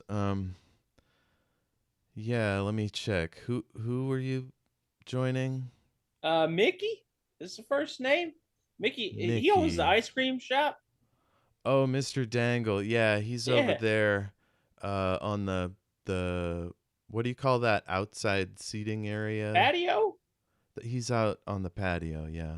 Oh, thank you, young lady. You are quite helpful. I appreciate it. I'll leave you a good tip. Lit. We don't we get tipped out by the servers, but thank you. Well, I'll tell you what. This one's on me. And I reach into my pocket and I take out a dirty, stained coupon for Stinky Pete's. The Now, restaurant that doesn't exist when yet? this place opens up, you get a free entree. Okay, yes. So she looks dazedly at it and slides We it got next to jalapeno the poppers. I know you kids love them. Cool, Or cool. we're gonna Where have them when we open, at least. Oh, okay. Thank you, sir. Of course, of course. Uh, by the way, Leo's gonna just to kind of act as the background support. He's gonna head around the back end of the restaurant and try and like steal a chef's outfit to blend in. So this is kind of up on a bluff overlooking the town, and it's like the highest point in the area, and it's one of those split level jobs. So if you go around it, it's all rocky. Mm-hmm. It's shadowed, so nobody could see you, but like you can look up through the deck because it's glass, and it's all like this is a real fancy spot, and so you can see dude as he walks out like from below. Well, what I mean by back, I mean like basically where the employees would enter, not the front entrance. You know. Oh, okay, cool. So that's the other side, and Yeah. you chomp around there. You see the And drawer to let's the just grease trap and all that. and let's just say that his normal attire is like a button-up white shirt, a loose tie, and some like slacks. So he's just gonna do is just tighten up the tie, tuck in his pants, and just grab an apron and just like pretend he's supposed to be a waiter or something. Oh, you're going inside. Yeah, on the side, in the side entrance. So Okay, so you pop in. It's a busy kitchen. You grab an apron, throw it on. and then look busy while like supporting Pete from a distance. Okay, the stone dishwasher gives you a look like, who the fuck is this guy? I'm new. He's just gonna pick up a tray. He's not even gonna like make eye contact. He's just gonna pick up a tray and go, "I am new," and then walk out. Okay, cool. So you meet the server in the prep area and hand off this tray of victuals, Yeah. beautiful French foods, and yeah, she takes it away. So Stinky Pete, you find Mickey Dangle looking all dressed up, and his wife, older brunette lady, fancy necklace, red dress, looking their best. Mickey and Mrs. Dangle, I can only presume. Ah, yes, Clarice, thank you. And she holds out her Clarice. hand. Oh, it is a pleasure to make your acquaintance. And I careful not to use the bumpy part of my hand. I just kind of take her hand and kiss her hand and put it back. Very cool. So Mickey says, "Yeah, this kind gentleman came into the shop earlier today. His name is Pete. Stinky Pete. Stinky Pete. All right. Well, what can I do for you there, Pete?" Well, first things first, Mickey, I do have to warn you. I think I may have gotten some poison ivy or something, and I did shake your hand earlier, so I just want to make you aware that I got this little nasty rash on here. I would check your hand as well just to make sure that you're okay there. Oh, okay. His wife is really concerned and turns over his palm. There's nothing there. Well, I guess you must have gotten lucky then. I'm keeping the aloe on me for this one. Oh, good. Yeah. You want to take care of that. Oh, of course, yes. Now, as I thought, we were going to be talking about cars tonight, but it's come to my attention that you are a much respected businessman in this town, Mr. Dangle. Oh, that's right. Yep. Well, I hope so. Yeah. I hear your name out a lot, and I was just saying to people, I'm coming into town to open up my own restaurant, and I was wondering, you had any, pointers for someone new in town, such as myself? Well, of course I do. Oh, I could talk your ear off. This is my anniversary, though. I should probably focus on the wife here. Oh my goodness! You did not tell me it was your anniversary. I would not have come and interrupted your dinner. Oh, I'm sorry. I mean, we're almost done. Honey, do you mind if we move to the lounge? And she's like, "Oh, that'd be great." So you go into the lounge. There's a tail end of a Mariners game playing. Alvin Davis just hit a triple. So anyway, y'all get some drinks and you're chilling in the bar there. Mm-hmm. Do you want to learn anything specific from him? First of all, I want to ask, does Leo bring us our drinks? Yes. As you're making your way there, he's going to pretend to be a bartender. Okay, so you come out without the apron? No, he still. He doesn't have the apron, but what he's done is he's brought up the sleeves, and then wears like a the bartender's apron, and just like mutts around cleaning glasses and shit. Gotcha. Maybe so as soon as you come glasses. in, the lady behind the counter looks at you and goes, "Who the hell are you?" I'm new. Huh. All right. Well, I'm gonna go talk to Sam. You could take over. You know how to mix drinks? Yeah. Like the Cosmo and the Roy Rogers. All right. We'll take care of those two. All they're drinking is rum tonight, and I don't know. We got a 3-top over here. Take care of them. And she heads into the back. Right. He's just going to pretend to be a bartender while listening to their conversation. Cool. Perfect. All right. So what I want to kind of glean from this is I'm sure that Mickey is going to tell me about the big realtor company that I should be buying my restaurant from. And I want to glean any information that I can about that corporation. Oh, yeah. Montrose definitely... he's a great real estate agent. He's helped me secure funding for when we had to replace the water system. He's terrific. that's where I was meeting earlier. In fact, I was late to that meeting, and his wife rolls her eyes. He says, "Yeah, we're going into business. There's I don't know if you've seen the signs for the condo complex." I have. It seems like a very fine development. Indeed.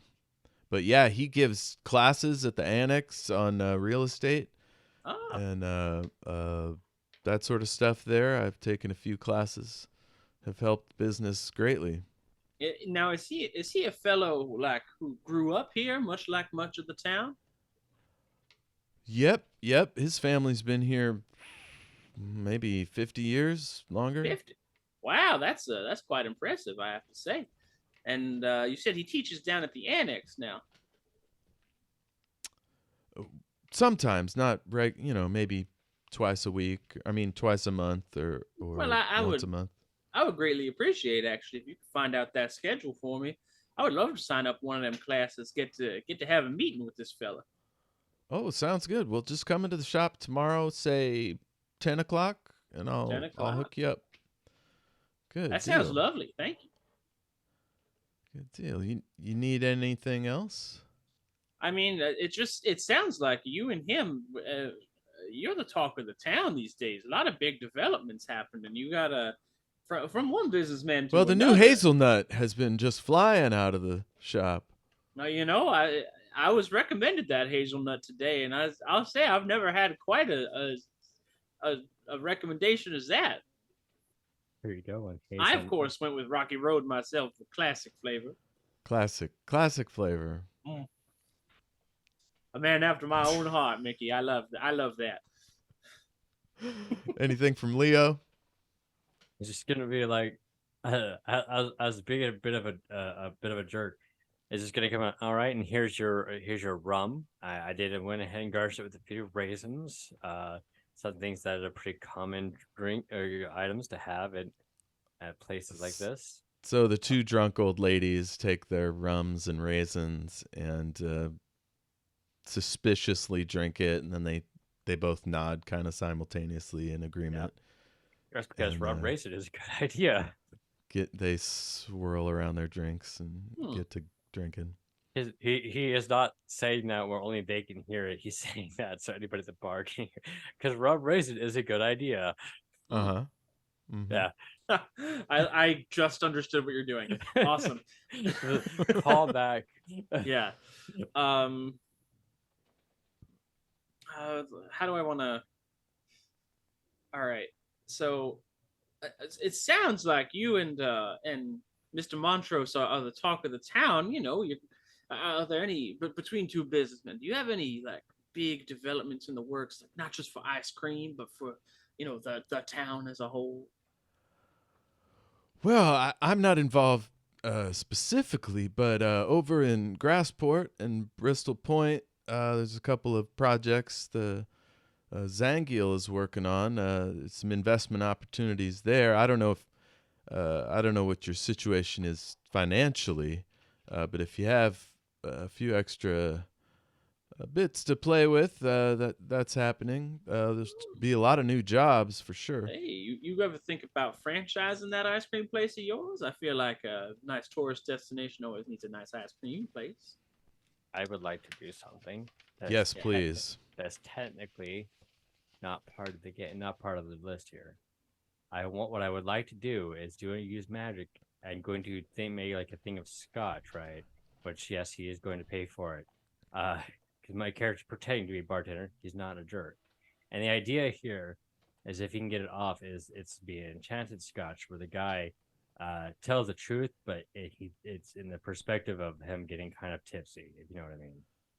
Okay, nice. So roll 2d6. Okay. Come on, don't fail me now. I might use a luck point if this doesn't work. I'm going to use a luck point. So that gives you an automatic 12, right? Yeah, and what it states here, go ahead and mark that luck.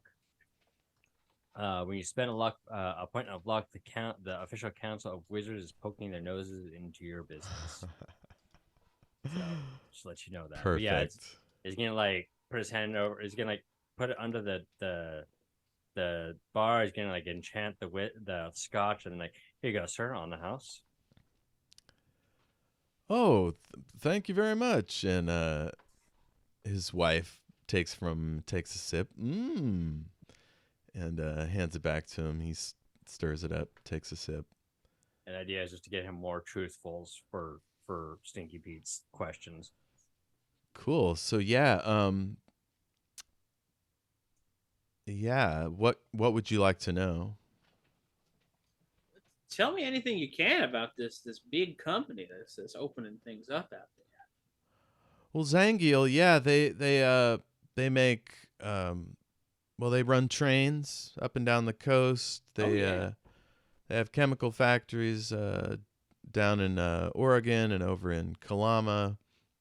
They have they're trying to reopen the old refinery in Bristol Point. The old refinery, huh? An oil refinery? Indeed. In a place like this, a nice tourist place? Well, it's across the water. Grassport is more of your working marina. It's near there. I see. Yeah, It's you a know, rocky beach, whereas we have a sandy beach, of course. It sounds to me like a lot of these environmental kooks around here are kind of, not interested in that. What do you think about all that? Oh, there's kooks everywhere. I assume you met Nadine, and his wife snorts and laughs a bit. You see, Ernie has arrived and is talking to the maitre d'. That's the cop from outside. Right. Okay. So, between you and me, and I feel like I can trust you at this point, right? Would you say you feel the same businessman to businessman? Of course, yes. Something's really bothering me about the disappearances of people.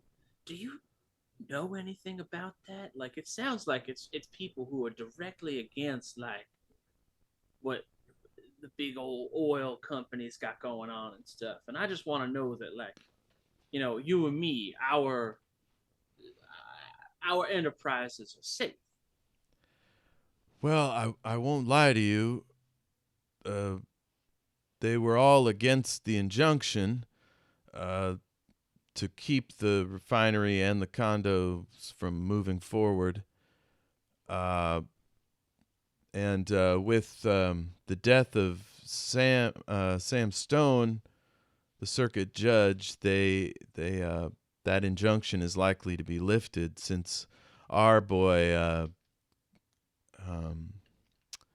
Judge Greeting is now the circuit court judge, and will almost definitely reverse that injunction.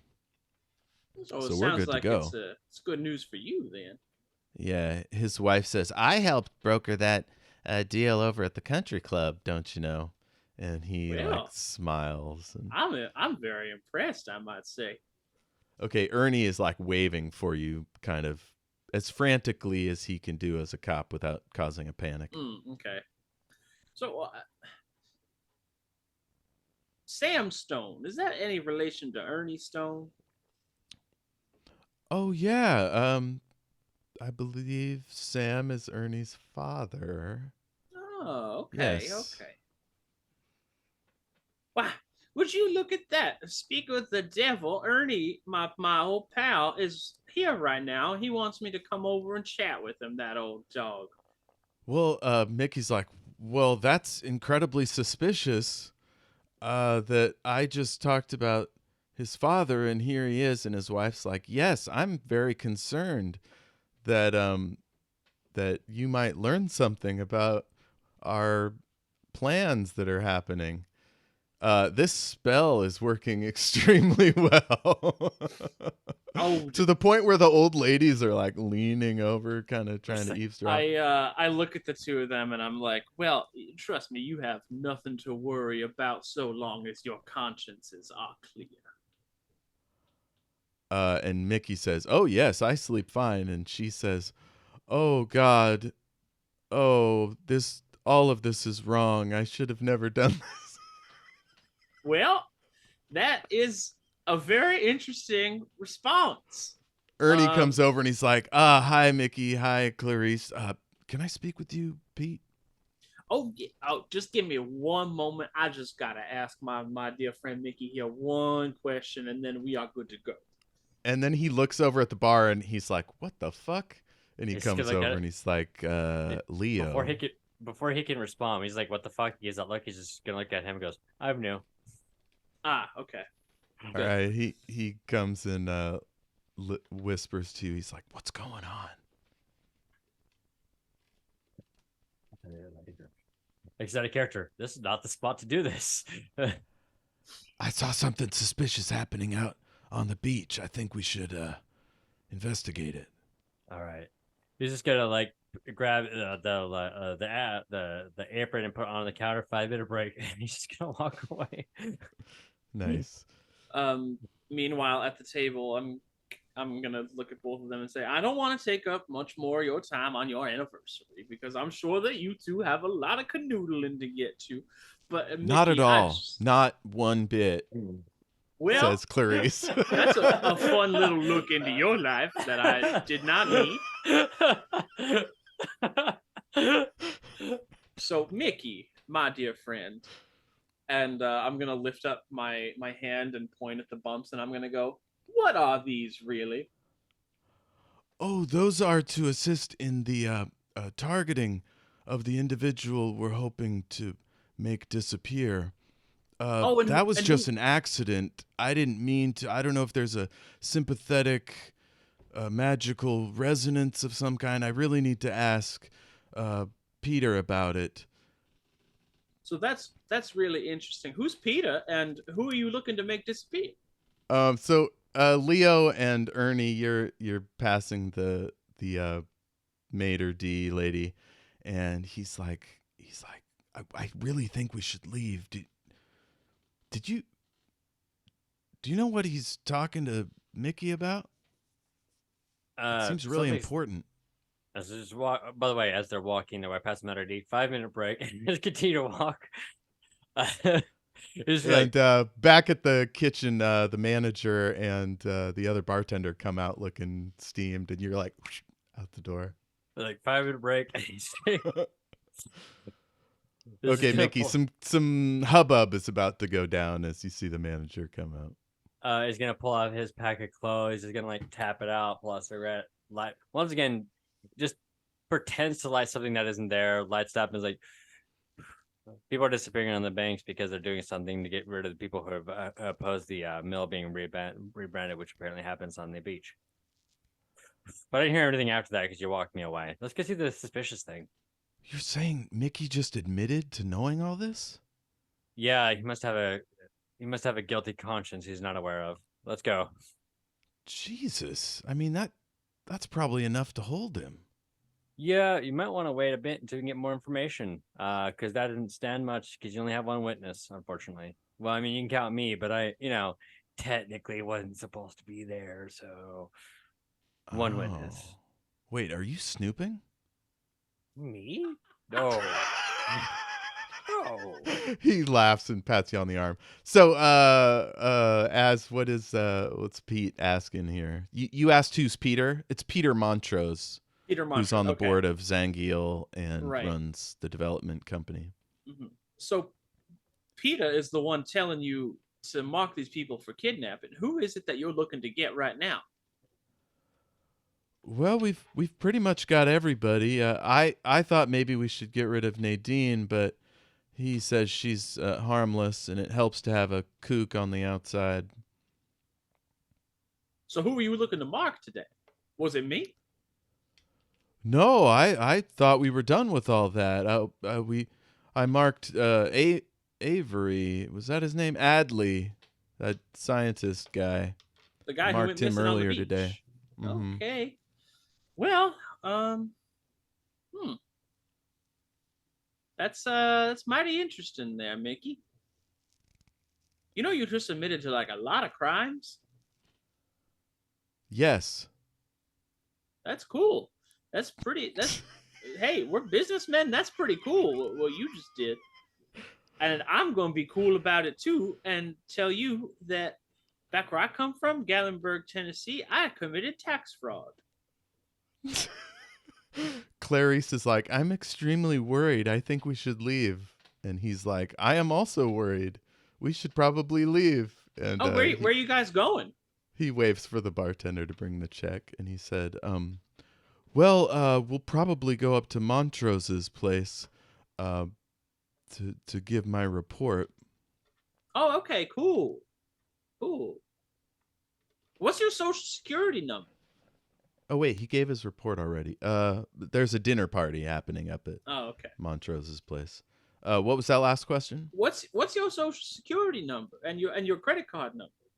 Says, well, I probably shouldn't just give those out, but I would if I could.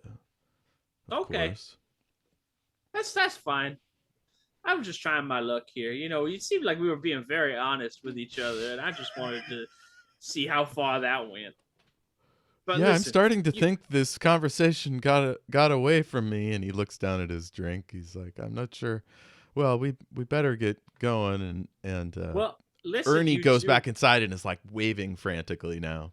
Listen, you two, my friend Ernie over there, he ain't going to hear a lick of this. Your secret is safe with me. Oh, good. I'd hate to have to kill him. Did I say that? God. Whoops. That would be absolutely, what an insane thing for you to say. I really must have had one too many of these. Oh my goodness, you must have, you dog. Okay, so we'll skip ahead. Where would you like to have the next scene? I think on the Ernie beach. said they spotted some activity down on the beach. Yeah, I think we should go to the beach. Yeah. Okay. There's also Montrose's party. Right. I think the beach needs some immediate attention, and then we can go and arrest those two at Montrose's party. Right. Okay, so Nadine and Molly are pumping you for information as you get out of your cars. They're all like, I tell them everything. Everything that was just told to me is spewing out of my mouth. Cool. So it's beach town at night. It's cold and windy, but it's a perfectly clear sky. The stars are all shiny bright. Look, there's the garden wall. Yeah, and up to the north you see the groin wall, and he says it was somewhere around here, and you see a couple kids, and they're standing there with their flashlights and their cute little outfits, and they say, Ernie, and he says, yeah, what is it? And they hold out this stuff. There's a belt buckle, some plastic frame glasses, some credit cards, and a library card. And Molly's like, that's what's his name's stuff. That's Derek's stuff. And she grabs it, and Ernie's like, where did you kids get this stuff? And they point up to the groin wall, and they say, it was just past the big wall. Do you mean the groin wall? That big one. And they giggle. Do you kids know what a groin wall is? And they giggle some more.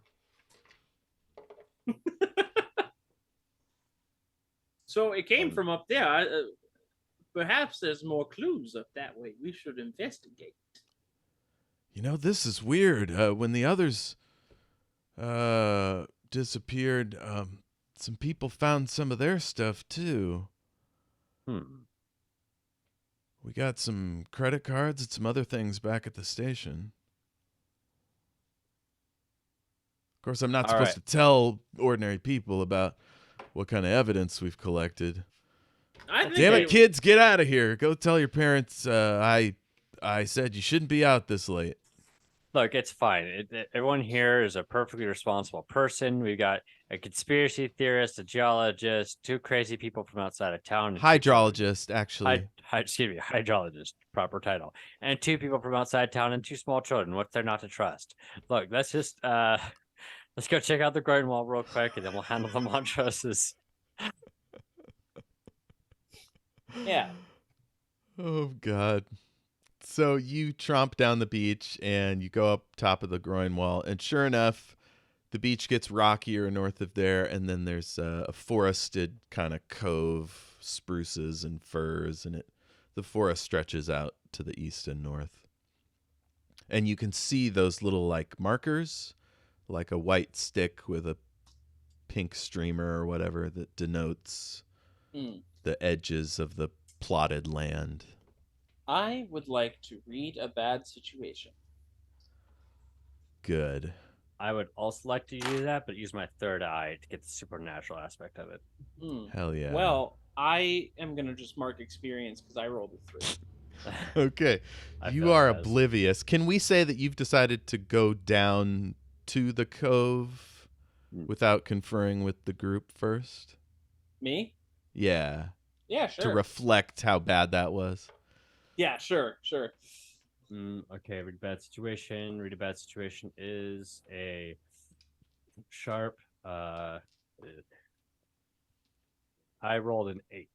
No, I rolled a 7. Fine. Yeah. 7's good. So what do you get with a read a bad situation on a 7? On a 7, let me pull it up here. On a 7, 9, and hold 1.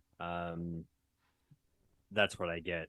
And also because I have my third eye active, you get +1 hold on any result of 7 or more. So I get 2 hold. Cool. So you have 2 holds. You want to use them for anything now? Yeah, I'm gonna do. Are there any dangers we haven't noticed? Indeed, there are. There is something lurking at the edge of the trees that Stinky Pete is walking towards. Man, I really don't like that you told me to go there now.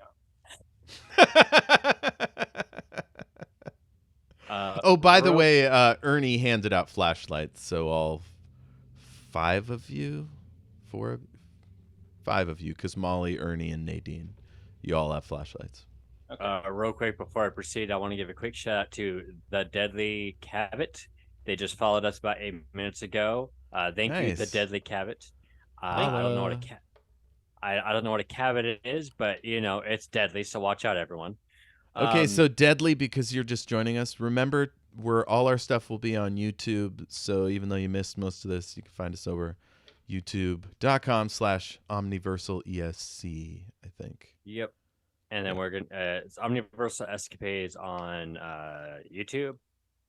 We will, of course, be updating it on our Twitter, Omniversal ESC. Yes, I know it's called X. That's I the refuse one. to call it that. Gotcha. And then we need to get the VOD set up for this sometime. But yeah. Leo's going to go, hey, Pete, I think I see something over there. Just going to switch the flashlight towards where the creature was that he saw. Yeah, so Molly tries to grab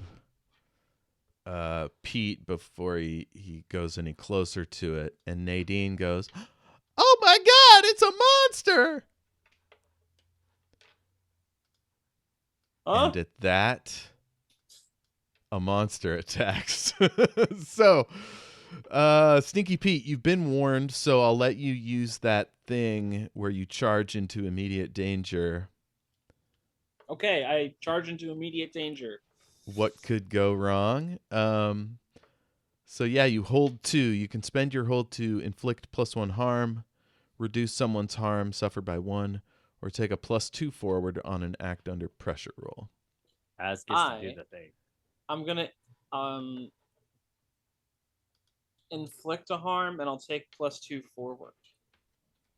Perfect. So yeah, you've got a flashlight, and you go running toward the thing. Nadine and Molly light it up, and it looks like a man-shaped figure that's all gray and black, sort of like mud and pebbles, essentially. And it comes right at you and does 2 harm. It's a rock mobster. Yeah. Ooh, ooh. All right, I have taken 2 harm, but that thing has taken 1. That thing takes 1. Let's see your weapons. You have a pocket knife and a small handgun. So, like, are you hitting it with the flashlight or pistol whipping it? What are you doing? I'll whack it with the flashlight because I think I don't have enough time to react and get my pistol out yet. Good deal. Okay, yeah, you whack it, and it just like slams you with its stony arm, and you topple sideways. Your shoe comes off in the mud, and or starts to, but you managed to keep it on. Lou, what are you gonna do? Leo, I mean. All good. Well, he's not told anybody he can do magic. Even his good friend and multiplanar existing friend, Stinky Pete. So what he's gonna do is he's gonna pull out his old pistol, because unfortunately, even in 1980s alternative America, guns are still a prominent thing. And he's going to take a shot at the Rock Mobster. Yes, that's what I'm canonically calling it now. Perfect. So yeah, it's gonna roll to kick some ass. Let's see here. That is not his best one. Let me pull it up. Now, does every time a person attacks it, it does harm, or is that just once a turn? So I think it's every time, right? Yeah, it's every time. It's a reactionary sort of situation. In the normal campaign, I do it in a sense that makes sense. But like, if a creature is like 50 feet away and they don't have a ranged ability, it makes no sense for them to be able to just hit you like that, you know? Yes, that's right. So, how you proceed with it is up to you. It is whatever makes sense to you. But yeah, it's reactionary damage is what it is. So are you actually shooting the gun, or are you using it to disguise a magic? I don't think he can do that without having people asking too many questions right now. So he's just gonna fire off a normal bullet, which is plus tough, which I have nothing in. Huzzah! Sweet, I rolled a 10. Hell yeah! So a small handgun does 2 harm. Yep. Okay. I can do the normal harm plus you gain advantage, take 1 forward, or give another 100 plus 1 forward. You inflict terrible harm, you suffer less harm, or you force them where you want them. I'm going to give advantage to Stinky Pete in this situation since he's right there on the creature. Cool. So you kind of pin it in with your shot. Yeah, so after he hits them, let's just say it's not like one shot per se, it's just a suppression shot where only one hits. So he just fires a few rounds to pop. Yeah. To get their attention so that Stinky Pete has an advantage right now. So Ernie just stands there looking horrified, not sure he should shoot somebody that's just punching. And not sure if he should stop you for shooting. He just kind of holds his shot. Nadine stays up on the groin wall. What does Molly do? I think Molly just kind of cowers for the moment. So we'll go back to Stinky Pete. So I'm looking over at Ernie, and I'm kind of just going like, "Oh, whatever." And then I pat down my my pockets, and I find my little handgun, and I'm gonna shoot the monster. Hell yeah! So you get advantage. Roll 3 dice, 3d6. All right. For the new people in chat who may not know this, we're doing something slightly different. When a player has forward, they get advantage, which means they roll 3d6 and take the higher 2 dice of the rolls. Okay. Well, my higher 2 dice were a 2 and a 3. So I'm going to mark another experience. So you do not hit the creature, and you take another 2 harm. I have 4 harm now, so I think I'm unstable. Yeah. Okay, so you're like sinking in the mud. You're having trouble moving, almost as if the beach is trying to suck you in. And you're fatigued. Leo, what you gonna do? Well, he didn't want to have to openly use magic, but considering what's happening and how bad Stinky Pete is. He feels he needs to. With that, I'm going to go ahead and use magic. I'm going to do my blast ability. It's 2 harm, magic close, obvious, and loud, or its tags. And its effects are force or wind. It adds 1 harm to base or 1 armor to a wall. In this case, I'll add 1 harm, obviously, so 3 harm. And go ahead. Before you roll for that, I'm gonna help out and say that the sound of my gunshot is currently distracting the monster. That sounds good. I have an ability called the Power of Heart. When fighting a monster, if I help someone, don't roll plus cool, I automatically help as though I'd rolled a 10. Nice. Cool. So and yeah, when you help, what does a 10 do? In this case, if it's a help out roll, it acts like a normal +1, or in this case, advantage. Okay, cool. So I'm gonna go ahead. It works as a kick some ass rule. So let's go ahead and do kick some ass, but I use weird instead of tough.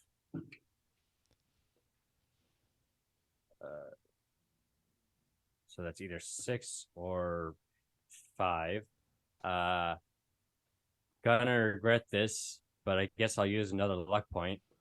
That's 2 in a session. Fantastic. I forgot I had luck. Yeah. Now what happens here? So he doesn't think too hard about this because he's trying to save Pete. He just focuses just enough to basically put some magic into the pistol and then shoots off what is essentially a lightning bolt at the end of it, which Cool. does base 2 +1, so 3 plus +1, and it's messy, forceful, close, obvious, and loud are its tags right now. But it does a total of 4 points of harm.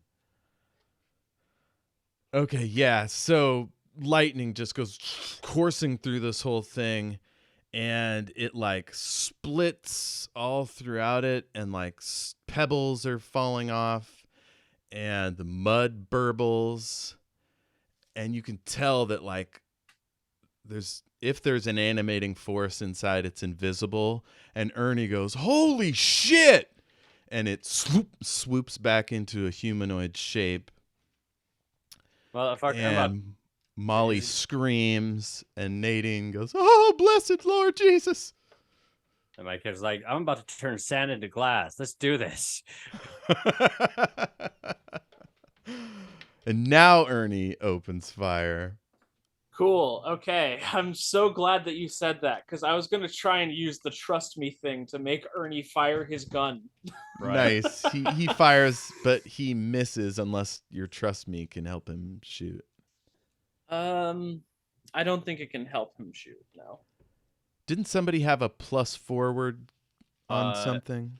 I did, yes. I take +2 forward on an act under pressure roll, which is not this. Oh, so you can give him advantage? So here's what we can that'd do. be acting under pressure. Because I just realized this, and this is my fault. So technically when I did the magic, it was kick some ass. That was the roll, right? And because I used a luck point, it's a 10. So I can just give Ernie the advantage. Cool. You gain advantage, right? Take 1 + 1 forward. So for that roll, I can give him advantage. Cool. So he's able to damage it. He pops a couple shots in it. It burbles. And it seems to be losing cohesion and kind of tumbling back and forth. I'll give Leo the last move here. Or Pete. Who went last? Leo did. So Leo. So Pete. Okay.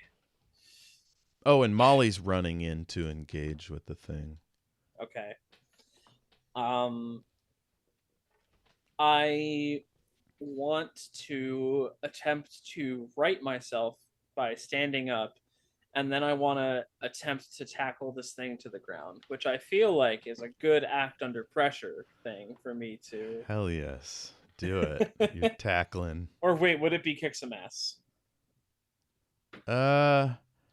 Does act under pressure expose you to damage from a monster? You do. You say that to the keeper is going to give you a worse outcome, hard choice. So yes, if as does an actor under pressure, if they roll a 7 or 9, the keeper is going to give you a worse outcome, hard choice, or price to pay. So there are still actions for the consequence. Okay. And so you can use that extra forward here. Yeah, I have a +2. So does that mean I'm going to roll 4 dice altogether and take the 2 best one? I'm not sure how we do that. You got 2 +4s? Yeah. We could just say it's +1 to the roll, and you get advantage. We're a little loose with the roll on this one, so advantage +1. Okay.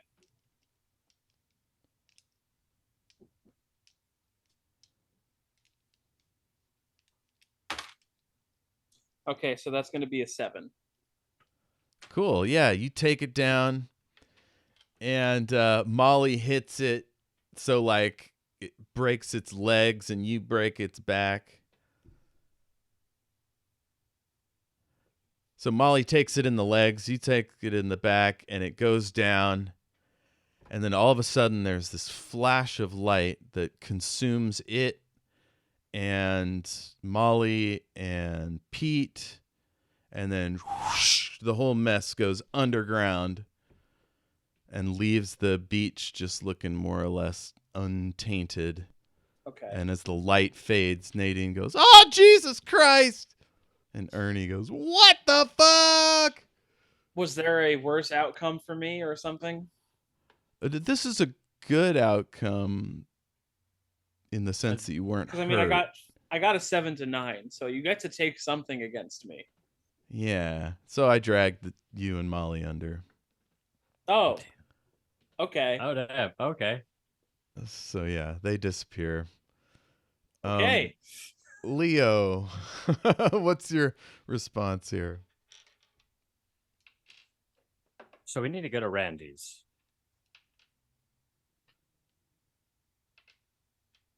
Ernie says, "What are you talking about?" I don't really see the point of hiding this. Magic's real. I need to find my friend. I need an item of his to do it. Come on, let's go to the car. Go to his car. He's just gonna start walking towards the Bronco. Nadine's like, "Magic is real, but I thought it was just some local corruption. I didn't realize all this had gone into it." And Ernie's like walking with you, and he's like, "What am I going to tell those people's families? What the hell is going on?" I'm sure we'll think of something on the way there. Corruption is pretty common with these big companies. Maybe we can just pin it on a single person and say they got the mafia to do it or something. I don't know. We need more information. I'll be honest. I'm more worried about my friend Stinky Pete. That's who I'm talking about. I mean, he's probably got parents or kids Stinky Pete is a mysterious individual. All right, he could be related to all kinds of people for all I know. Jesus, oh my God. So, last scene, we're inside the beach upside down. It's this endless featureless expanse of gray sand, and you hear the ocean in the distance, but you don't really see any water. It's like sort of foggy around you, maybe 100 feet out. And you see people just kind of milling about confusedly. And they have, other than their sort of vague, grayed out look, they have like 4 reddish bumps on the side of their palm. And the one that grabbed you has turned into one of those that looks like Derek Adley, the missing graduate scientist. He's a rock mobster now. And Molly's like, "Derek?" And it just sort of looks mutely on. And the theme music kicks up. And everyone's confused. And we don't have time to wrap up the mystery. We'll come back to this one. Yeah, this is a Z-Files part 2. Yeah. Yeah. Jeez.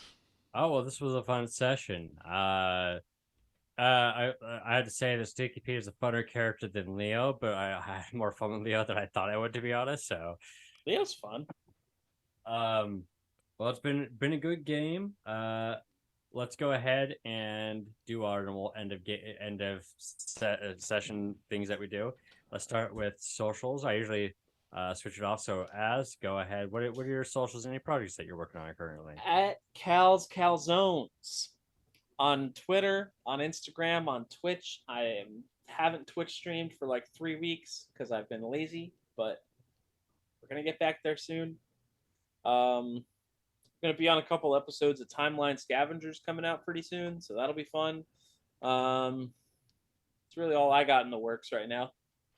All right, Jeff, what are you doing? Yeah, so podcast is Shattered Worlds RPG. It's a space opera set in a space fantasy world created by yours truly. There's a role-playing game that might be out by now if you're watching this in the future. And a series of novels. The first one's called The Tower of Justice. It'll be out eventually. It's pretty much fully edited. I just need to learn how to publish books. If you want to check in and help me do that, you're welcome to, viewer, listener. And I guess that's about it. You can find me on social media, Shattered Worlds RPG, or Shattered Worlds Pod, or SWRPG Pod. One of those, and yeah, I think that'll do it.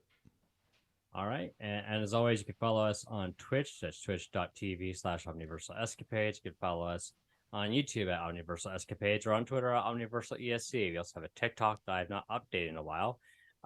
So we'll see how that's going.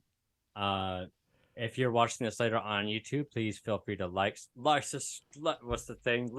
Smash follow. the like button. Yeah, smash the subscribe button. Yeah, meow. That's the normal stuff you have to do on that one. This week we weren't able to bring Jamie in because he's busy, so that's pretty understandable. But on my personal socials and whatnot that I'm working on, besides this, of course, you could follow me on most platforms under Geekusdean. That's GeeKusDean. I don't really post much the last few weeks because I've been busy. Life, Also, I also sometimes stream.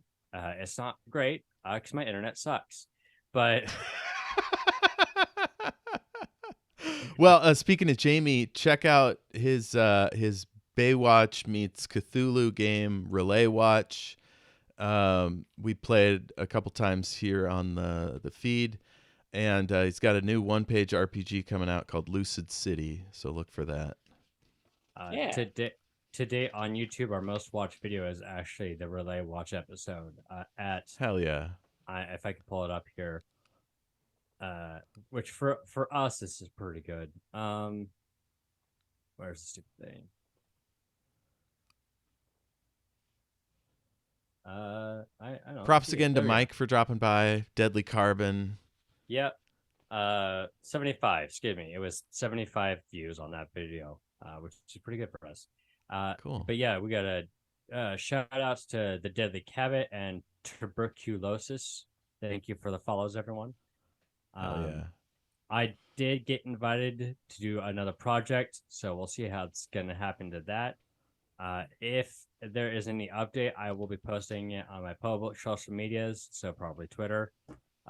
Follow me at Geekusdean for more information on that. But I think that's more or less it. I will go ahead and end today's episode with something that I've been inconsistently doing throughout this year so far, and that is ending the show with the dad joke. Let's see here. I once wrote a song about a tortilla, but it's more of a rap. I'm leaving. Oh, God.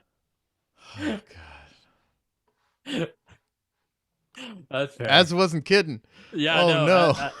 Az stuck the landing on that bit. I can't be bad. That was well timed and everything. Oh man. I gotta alter our things here. Keep talking. As posted goodbye Crow World. I want to thank everyone for being here today. And have a good night, everyone. See you next time on Omniversal Escapades. Wait. I almost fixed the windows. Say goodbye. Bye, everybody. Bye.